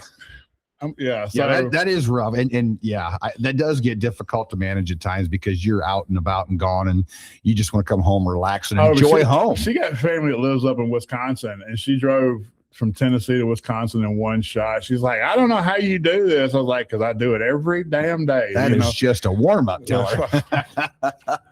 So you're back at Logisticize, obviously on the new pay system and everything. What's one thing that you would tell a potential driver or even guys out there in the fleet now? What would you think is the number one thing that would contribute to a guy being successful here at Logisticize, a driver? Doesn't have to be anything big or anything like that. Just something that you're like, okay, I know this makes a difference and it helps me out. Trust the process. Okay. There's some freight that Sherry sent me that if I could reach through the phone and just flick her said ear. Every driver about every dispatcher ever. But, so you get a new mill load. Let's say you're going to, I don't know, Cincinnati. Yeah. And then, you get some cheap ass load of pallets. Don't pay nothing. And they pay something, for what it is. They're paying, right? Or I've had, or she'll get me somewhere and it'll be running broker freight for a couple loads, and it's frustrating, when you're in Detroit and you go half an hour over here to pick up shingles and literally drive 12 miles somewhere else. It's all it was, 12 miles, right? Yeah. And unless you've done it before, you don't know what it pays. Yeah. I mean, it's shingles. That's not exactly been known for. Yeah, but things change. Well, then you find out that, for the 2 hours that it took you to do it, you basically made about it comes out to about $100 an hour to make that. So what I'm saying, I tell you what, I'll work for $100 an hour anytime. Oh yeah, anytime. I mean, Thank you. If Rick and Kurt want to put me on $100 an hour salary, I'll just do that. You can just keep your minimum, but you just trust the process. You know, you may get some crappy ass load or whatever, or something you don't think pays very well, and it's probably busy work. It might very well just be busy work. Well, there's days that New Mill's slow. There's days they have more loads, and we can't just run every truck back. But I've also done that, and then I make it back to New Mill, and there's like, okay, well, here's a 78-foot load that needs to go over here. Which is exactly what we talked about today with Rick as well. Yeah, I'll take the crap load because I know, and unless you've, I guess, really pissed off your dispatcher, you know you're going to get something good on the other end of that. And it's about that, and that'd be another thing. Don't piss off the dispatcher. You know, I get it. You know, dispatching. Look, I've never been a dispatcher. You know, because I don't like office work. So I was a dispatcher for about, I guess, maybe a year. But I can understand, because I know how annoying I can be on the phone. Because I tried to help myself. I try to send as many messages on the Samsara as I can. Yeah. But I'm a highly impatient person. And typically, if there's something I need to know, I honestly feel like it's something I need to know. I hate being out of the loop, especially when it concerns what I got to do. Right? Yeah, exactly. So what do you do? Don't tell me you pick up your phone and call somebody. Oh no! You communicate? I've been known to dial 419-399-3900, hit option 1 twice. Okay. So what was I say? Oh, don't piss off drivers. So I can don't understand. Piss the dispatcher off. There's what, 50 drivers here, 60 drivers? No. There's 70. 70. Okay. Yeah. 70 drivers, 2 dispatchers. Well, no. Okay, no. Well, Miss Lori will answer too. There's 70 total drivers with 4 dispatchers. We got 2 in the three. 2 in only one. Okay, so I don't go over there. Yeah, I know, but I didn't even know they were over there until I came in here. I was like, "Oh, what are y'all doing?" That used to be an office in there. Yeah, that's where I was. But okay, so let's just say it's half and half, right? Well, that still leaves you 35 drivers. Yeah. Yep. And they're constantly wanting to do this. So yak. They're wanting to talk, right? So real quick, that is a tough thing to manage at times, because even for myself, I don't want to cut somebody off and cut them short. But you guys on the phone don't see that there's 2 people standing outside the door, and I got somebody behind me in there, and I'm walking through a log or a training. And you got Sherry and Jolene, they're on the phone with brokers trying to get shit moved. And so if you guys call Sherry's phone, it bounces to me eventually if they're all on the phone. I usually get Miss Lori. Okay. And I'm usually, hey, Miss Lori, it's Josh. Because that lady deals with my paycheck. She deals with the bills coming in. But you're really nice to her. Oh, look. Miss Lori may be getting some flowers from Christmas. I don't know. But anyway. She will enjoy that. I will tell you that. But anyway, don't piss off they're stressed. I don't know. I'm not going to say they're stressed out, because Sherry's never acted like she's stressed out, but I can see how maybe she wants to hit somebody over the head with a hammer some days, with the phone constantly ringing. She's trying to call people, you know, Kurt's trying to get freight moved and people walking in there. So I get it. And you've been in here enough since you've been back this time to witness how it actually works in there and sit down and kind of seen a little bit of it. I've seen you sit in the flatbed dispatch room and they're all busy and you're hanging out in that chair that's on that wall next to my office, and you observe and that's kind of a true perspective. It's hectic. Heck yeah. And you're trying to book better. I can see, especially towards the end of the week would probably be, because you're trying to get everybody home. I just mentally fried. That's probably, and you guys are too. Don't get me wrong. That's probably why they roll out of here as early as they can on Friday. But you guys have a different set of challenges in dealing with traffic and every idiot in Nashville, and I hate that town. But anyway, that it's just literally just 2 ends of the spectrum and 2 different types of stresses. Right. Yeah. So yeah, that'd be another thing. Don't piss off the dispatchers. They're under enough crap, because you only got 2 dispatchers to deal with. They got 15 drivers apiece, 17, 18 drivers apiece. So you think it's BS on your end. They got more BS to deal with than you got. So And I can tell you, you know, you hear this all the time, and I'm not saying this about our entire fleet. I know myself as a driver, I thought I was the most important thing on my dispatcher's plate well, that day. That's people in general. Everybody I think it thinks really similar. is. But yeah, I think, that's, y'all said that last Friday. I think somebody had said that. No, yeah. It was last Friday when Justin was in there and y'all were talking about him recruiting people, and I was asking about, you know, the worst lie that Yeah. and I can't remember who you had on. Anyway, Brian was in Brian here. was. He said was talking about that everybody thinks they're most important, and to be honest with you, yes, that's exactly right. Because at least in the trucking side, if I'm dealing with something, let's say I get a load I got to pick up in Brandenburg, Kentucky. Okay. Your butt better be in that parking lot by 4:00. If not, hang it up, come back tomorrow. Yep. Right. So if I'm unloading in Terre Haute, how do you operate? Is it Terre Haute or Terre Haute? Terre Haute. Okay, Terre Haute. Yeah. I'm from the South. Vigo County. We don't give a shit. Anyway, so if I'm delivering Terre Haute and I got to go to Brandenburg, it's like a 3-hour drive. Yep. All right. You go deliver at that job site in Terre Haute, and anybody listening, if you've been to that job site, I've been there twice and it sucked both times. You know, you're oversized, so you got to wait at the Loves for them to make room. And of course it rains, so that it washes the road out. And then you're trying to make a right-hand turn, the trailer's over, and it's just a mess. Right. So you're 4 hours behind. It's how long it took. By the time I got to the Loves to the time I got unloaded was 4 hours. And I got to be in Brandenburg in, you know, an hour. Yeah. Right.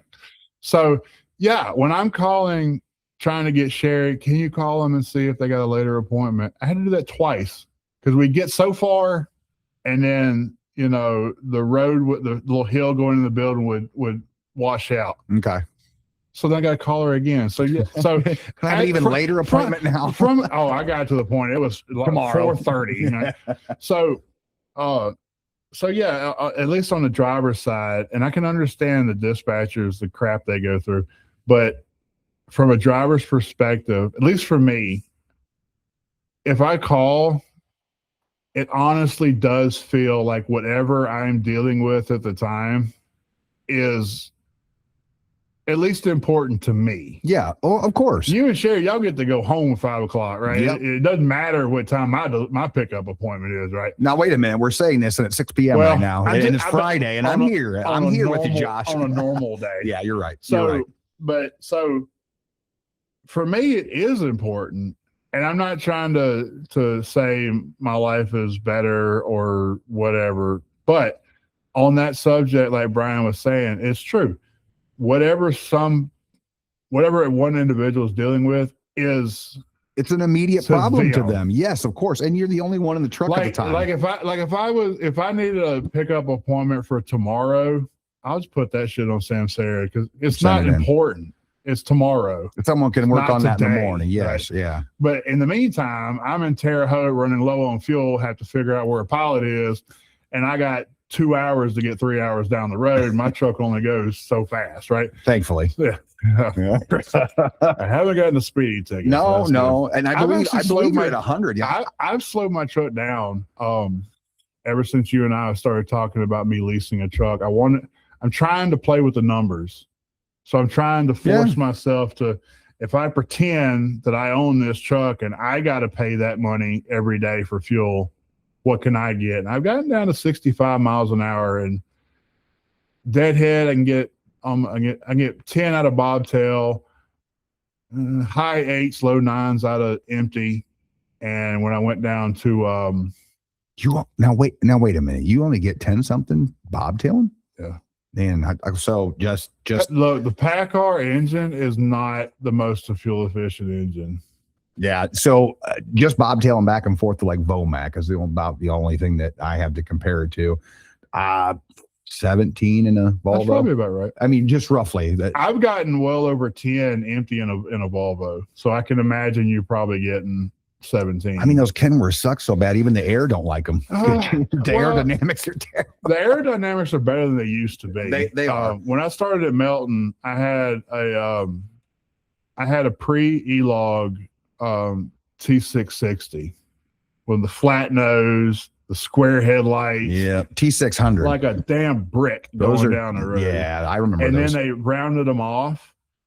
Even when they rounded them off, and flatbed is horrible anyway. Yeah, it Oversized is even worse. Yep. I can talk about a 78-foot load with that fuel mileage was, but flatbed sucks on fuel mileage. That's why I was always told that a lot of flatbedders like doing the W9s and 379s because they're going to get 5.5 no matter if they're whatever they're hauling. So you might as well look good getting 5.5, right? You're right. So I was running a T660. We used to call them anteater trucks. They had the goofy mirrors on the hoods that come in, and if you looked at it just right, it kind of looked like an anteater. Yep. I turned mine down because my antennas were going down.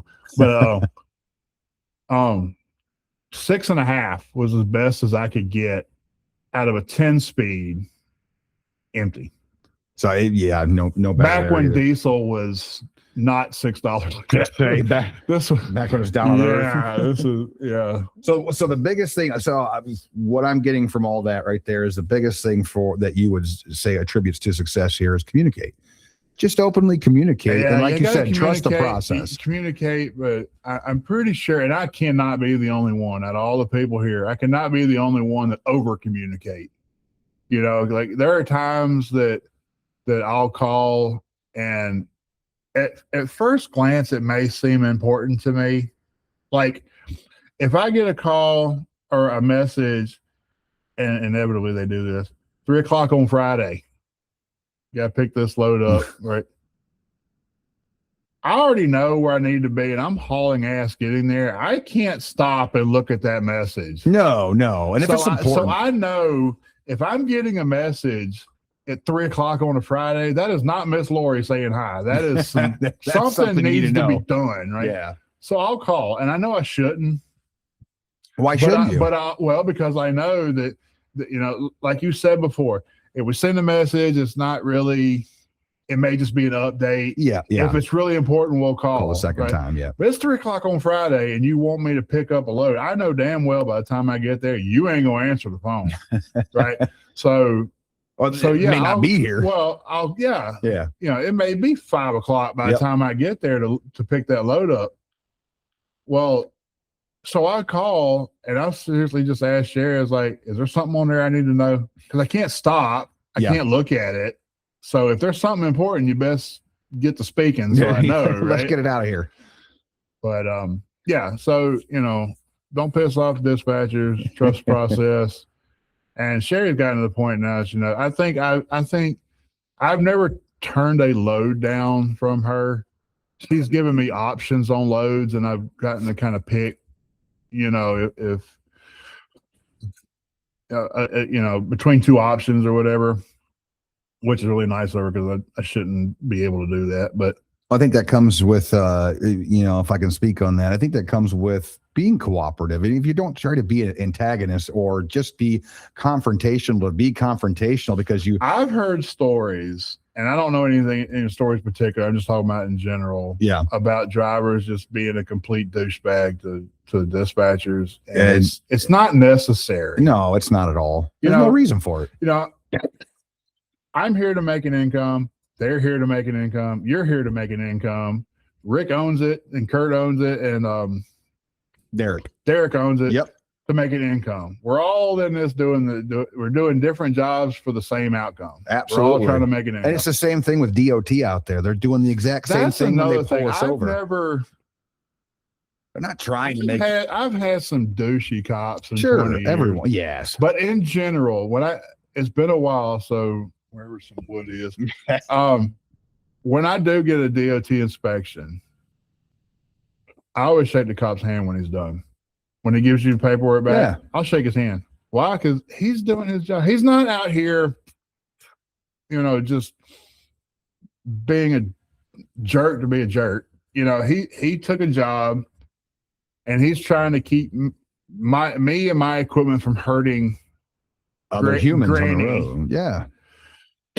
And yeah, it may seem kind of confrontational sometimes, because they're looking for something to give you a ticket for. But that's what they were trained to do. That's what they're trained to do, but that's what you signed up for. But that's when you got your CDL, you got trained with a professional license to not operate the truck in a manner or illegally. That's just kind of a blanket statement. And we all know they won't say it. We all know they have quotas because they'll call it performance review. It's a damn quota. We know it is. You can't use that term, but it's what it is. Well, and to be fair, and even Indiana, I've gotten inspections in Indiana, and I was working at a steel company in Wasion. I got pulled over there. The last rest area on northbound south of Butler, whatever town that is, got pulled in there, and I asked them, Auburn. Is that so, Auburn? Yeah. I asked them, I was like, did I do something wrong? No, it's a random. We have to do so many random. Yeah. That's a quota. I get why you can't say it's a quota, but it is. We're adults here, right? Yeah, yeah. So they can't pay them to go out there and sit in their trucks. But even at the end, he got me, I think he got me for like a fire extinguisher or something. Like it wasn't charged. Yeah. It's like the only thing he'd get me for. Which, he pulled me over. He's got to pull over so many trucks. He pulled me over looking for something to make me pay money to the state for the wonderful roads that they have. And at the end, I still shake his hand. Why? He signed up to do that job, and I accepted it when I signed my signature to be printed on my CDL. Yep. That's what I signed up for. I knew damn well that at any time DOT could come screw me out of a bunch of money. I knew that. Right? They could. They can. It's just like when you get an overweight ticket, and I've got many overweight tickets in my career. When you get an overweight ticket, you can't even get mad at them for that. No. That was you. Especially when you have Weigh My Truck that you can go to any scale. There is a cat scale somewhere. Every third exit. There's a cat scale. And if not, just go weigh it. We reimburse anyway. Well, and even like a new meal, there should be no reason to get an overweight ticket new meal because it doesn't cost shit to go to SDI and use their scale. Absolutely. It's on the load info. Read the load info. It's on there. You can go right over and use it. Go over to SDI. They own new meal. Just go over there and get your scale. Absolutely. I've never had to do it because, let's face it. It doesn't reach the point where unless it's like a full trailer full of decking. Yep. And it won't be gross. It'll be axle. Yep. Maybe they load it a little heavy on the ass end, or maybe you slid your fifth wheel too far forward or something. But even then, it's not, that's on you. Yeah. That's on you, bro. I've had to pay many weight tickets, and it's been on me every single time. I've had disqualification tickets for escorts. That's my fault. In Florida, they got me for technically being without an escort because my escort didn't qualify. That's my fault. I should have made sure that he had whatever the equipment he should have had. Because your name's on the paperwork and you signed for responsibility of it all. And it's also like say you take a load, take a new mill load, and I've sent you pictures of this. One load. Say you take a load of joists, and they're just bent to shit, and they do that every once in a while. If you really look, every once in a while, if you'll look down your trailer, the flange will be bent, or maybe it's bowed to the side a little bit, whatever. It's bent because look at the big ass equipment they're loading it with. Yeah, it's just going to happen. It is. And sometimes they got to nudge shit around on the trailer too. So, and I noticed a decking load when I was over there last week when I seen you that was leaning pretty bad. I took pictures of it, and ultimately the driver strapped it down, and it still didn't look all that great. And I actually went over and peeked my head underneath, and they had wadded up that decking up underneath where the fork caught it, and put a big ball underneath it and tipped that whole load. So so you take that load. You have to sign for it. They won't even let you out of the gate before you sign for it. But once you sign for it, that's your baby. That is it. That is how it works. And I guess I was lucky when I sent you that picture. I guess nobody said anything because I never heard anything. But I guess I was lucky because there's no way I could have done that. No, not at all. Bottom of there's only one layer is at the bottom on the deck. There's no way none of my equipment could have done that. But the difference is that you got a hold of someone, you sent that in, and so we had documentation of it if anything would have came. Exactly. And that's all it takes. And that's all it is. It's all CYA. Yep. Cover your ass. It really is. That's the entire that's what insurance is. That is ultimately. So if you pick up a load in new mill and let's say it's decking, and it's obviously just all jacked up. Yep. You know, and you don't say no, you don't call, you know, nobody calls you, nobody calls the loader to maybe fix that issue, or the yard truck guy, or even which they will. Much, they may not like so much as the guard shack lady. She ain't gonna do shit, but you know, she'll call somebody. Which they got some nice ladies up there. There's an older lady up there. She kind of reminds me of my grandma a little bit. I've never had any problems. They've always, I mean, the guy that's on day shift kind of looks at me funny every time I come over and say, I'm the safety director for Logisticize, just coming in. We got an orientation. Like, why are you coming in with a car? Yeah, exactly. Trucks in this You gate. better park over there and don't you move. But now that one lady, yesterday I picked up, it was like 75 degrees. I was messing with her. I was like, Jesus, wasn't it like 60 yesterday? Now it's hot. And she's like, you want a popsicle? I'm like, damn right I want a popsicle. Thank you. So anyway, no, you know, but if you sign for it and it's all jacked up and you didn't say nothing, you didn't tell nobody, you didn't take a picture, you didn't do anything, that's on you, bro. You just took responsibility. You get to a job site and they look at you and they're just like, well, I'm not taking that. That's you. Yep. You know, so you can't get mad at the construction guy. Oh, he's just doing his job. They spend a ton of, I don't know what their budget is for some of these job sites, but it's a lot bigger than mine. So I hope so. They're spending millions and millions of dollars on those crap we're hauling down there. You can't get mad at him when it's tore up because you didn't say nothing. And he don't want to put that up on a building. Anything that's going to structurally fail, they're not going to take. Exactly, they're not going to take that chance. So, with communication, I think is one of the biggest things that's coming out right there. Like you said, trust the process. No one here, and I think that's something that I mentioned in the podcast last week, was they're incentivized to keep you moving. They make a percentage as well. So I didn't know that until you said that. It does no good. I figured they made a salary or an hourly rate. No, they're incentivized to keep you moving. And like I said, it's one of the best things that ever happened, because that puts the sense of urgency on them as well. No one's sitting just to be sitting. I have noticed there's been one time since I've been back that I've sat, and I think I sat long enough to go into a Subway and grab a sandwich. Yeah, it doesn't happen much around here. More honestly. times than not, you're pre-planned. Like even today, like according to Sam Sarah, I was not pre-planned. But Sherry told me about it yesterday. Yeah. Sherry told me where I was going. Well, because anything can happen between yesterday and today to where that plan changes. And then you got to send different information. And there's a bunch of information and it gets confusing sometimes. So we got communication. We got trust the process. One of the last things I want to go through here. What do you see yourself doing this long term? Trucking? Yeah.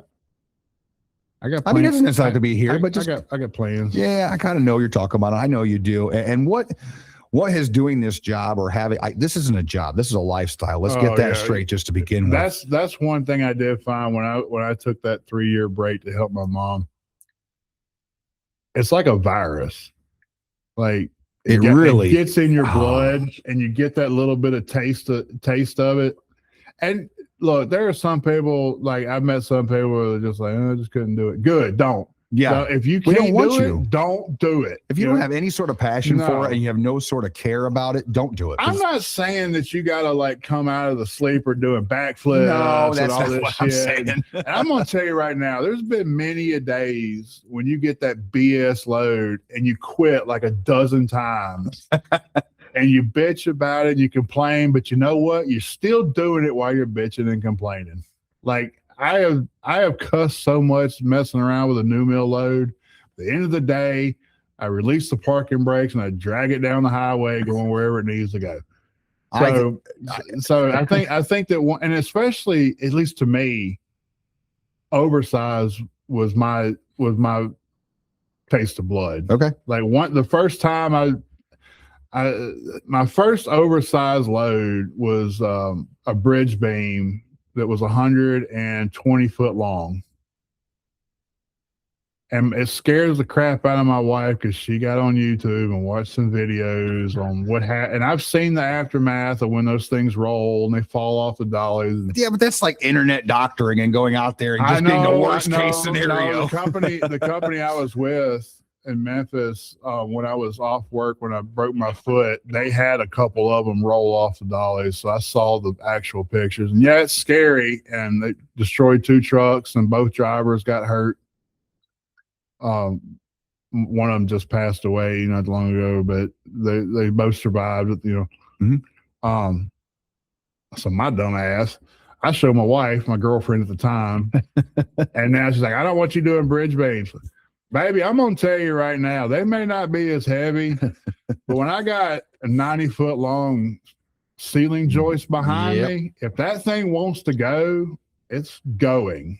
Not if you have it properly secured and you're not. Well, and I know what you're saying. And here's something I want to bring up. I think we may need to have a discussion with New Mill if it could happen. On some of the joists, especially the longer ones, the longer they are, the fewer that there are on the trailer. Typically, so if they're tall, okay, that's extremely narrow.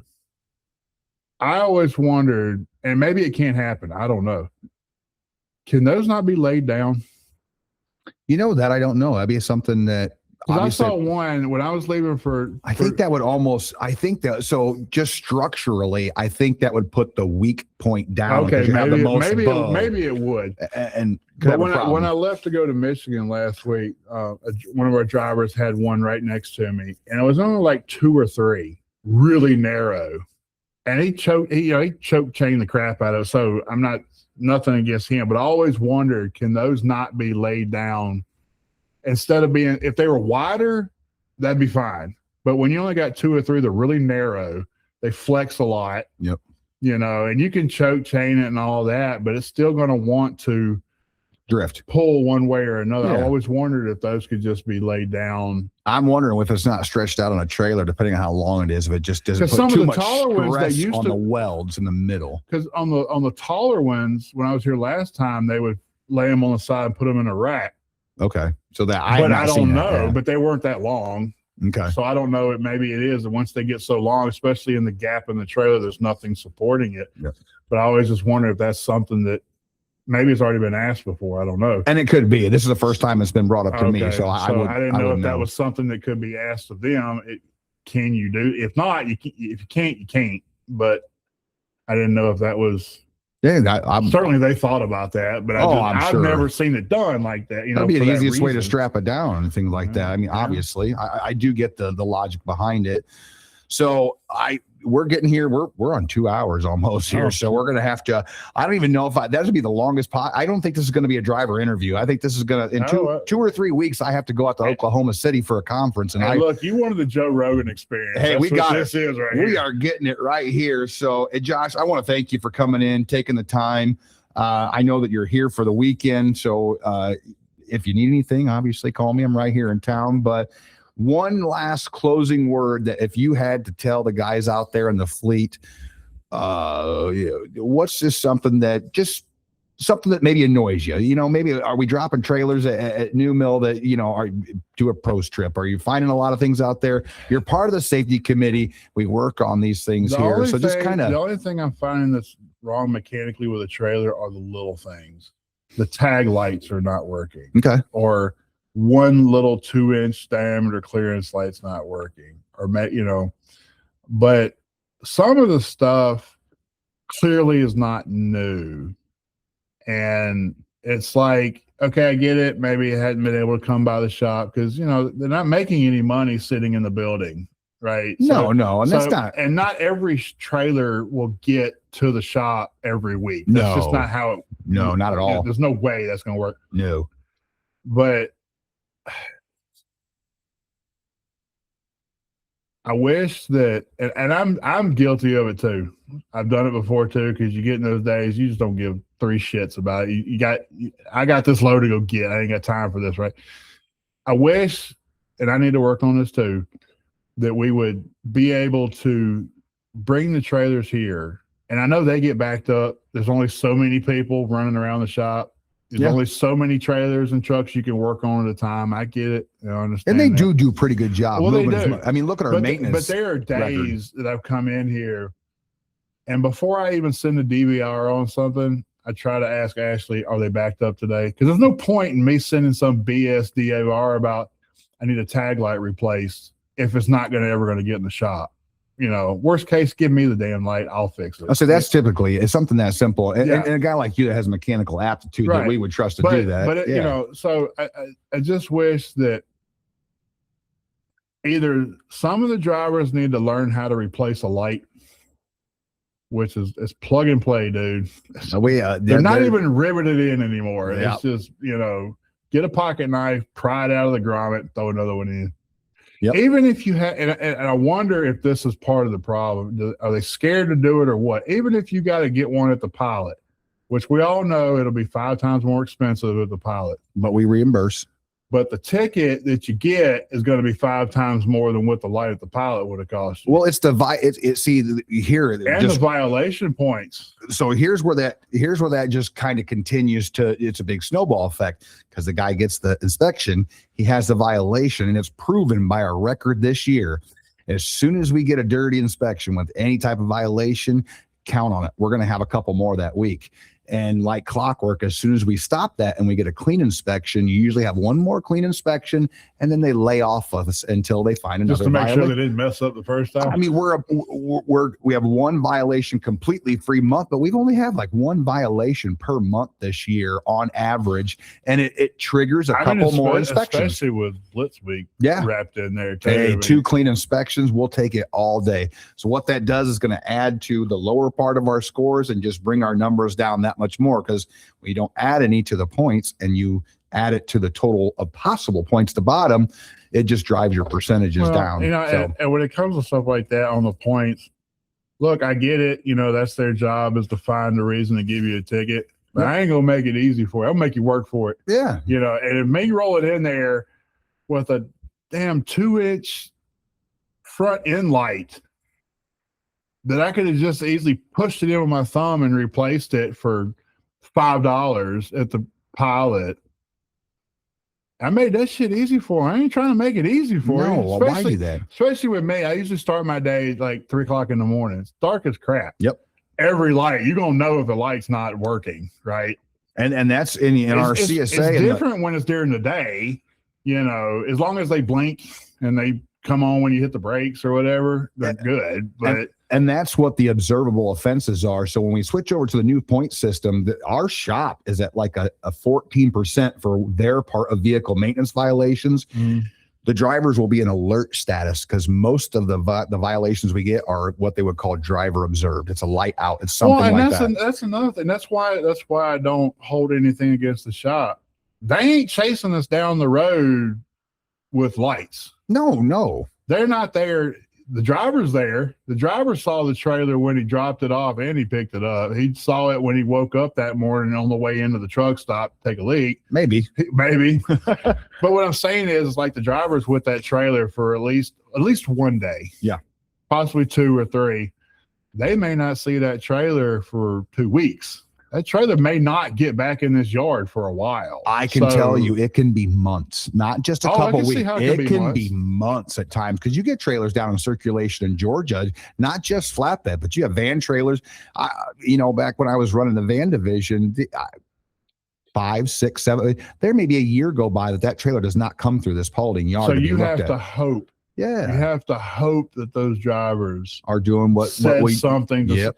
I mean, seriously, I would imagine that Kurt would rather think you're an idiot for him having to pay somebody to replace an easy ass light than him get a ticket and some CSA points. Absolutely. Because of a damn light. You know what I'm saying? It's just a dumb reason. If it's something different, like, now we don't want to pay $300 for a road call. But then you got stuff like a lot of these trailers, like the welds are just beat the crap. Like there's a couple of trailers, like whole sections of the rub rail are just gone. And we're slowly phasing them out, and they're buying trailers. But that also is up to the driver to say something to Sherry or Kurt, or send a message on Sam Stair and say, look, I got trailer number XYZ and I'm bringing it back to the shop because, half the rub rail is gone. You know what I'm saying? Just say something instead of, well, I'm just going to drop that shit over a new mill. I'm gonna let the next guy let him deal with it. So when he goes to throw chains, he ain't got nowhere to hook a chain to. You know what I'm saying? And that had to happen somewhere. That doesn't just happen by accident, or it doesn't just fall off because it rusted. It's aluminum. And like I'm saying, I'm guilty of it too. I have days like that where I'm just not dealing with it. And so I got to work on it too, for sure. But you gotta say something. Be like, look, I'm red tagging the trailer. It ain't hauling nothing else. We're taking it to the shop and let Ashley deal with it. Yep. Let somebody put it on somebody else, and then you do your job. You did your own thing. Yep, absolutely. You held your end of the bargain up. All right, Josh. Like I said, we're working on 2 hours here. We're going to wrap this up. Thank you very much for taking this time. Yeah, no I enjoyed problem. the conversation. This is the first one we've ever went 2 hours on. I'm an hour and a half late going home, so I'm sure my old lady sitting at home screaming at me because probably so. Not getting some chores done. I was going to mow the grass today, but it's looking kind of dark that way. I was about to say got some rain over it on the east. Yeah. So, all right, Josh, thank you very much. This will be going out here in a couple weeks. I look forward to all the guys getting to hear the story, and hopefully we can do this with some more drivers. I had a lot of fun doing it. Hope you have a good weekend, man. You too.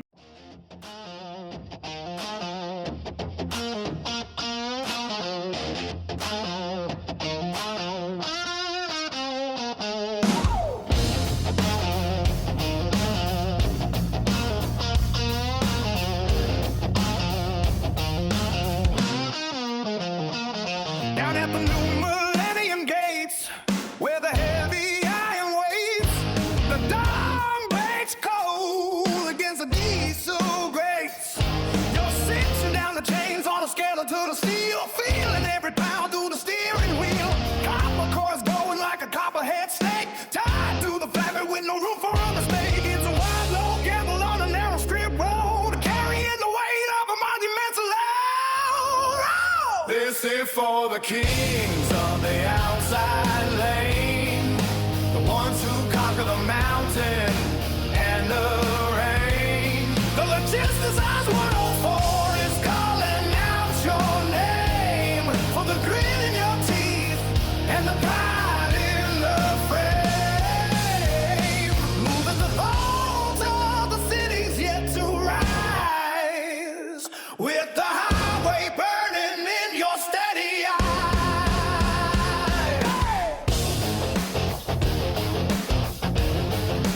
Oh, it ain't just cargo bolted to a trailer floor. Oh, it's the pulse of the country knocking at the door. Oh, they see an oversized sign and they pull to the side, but they don't know the mastery deep in the ride. From the trust to the corner to the long haul climb, you're punching the clock against the hammer of time.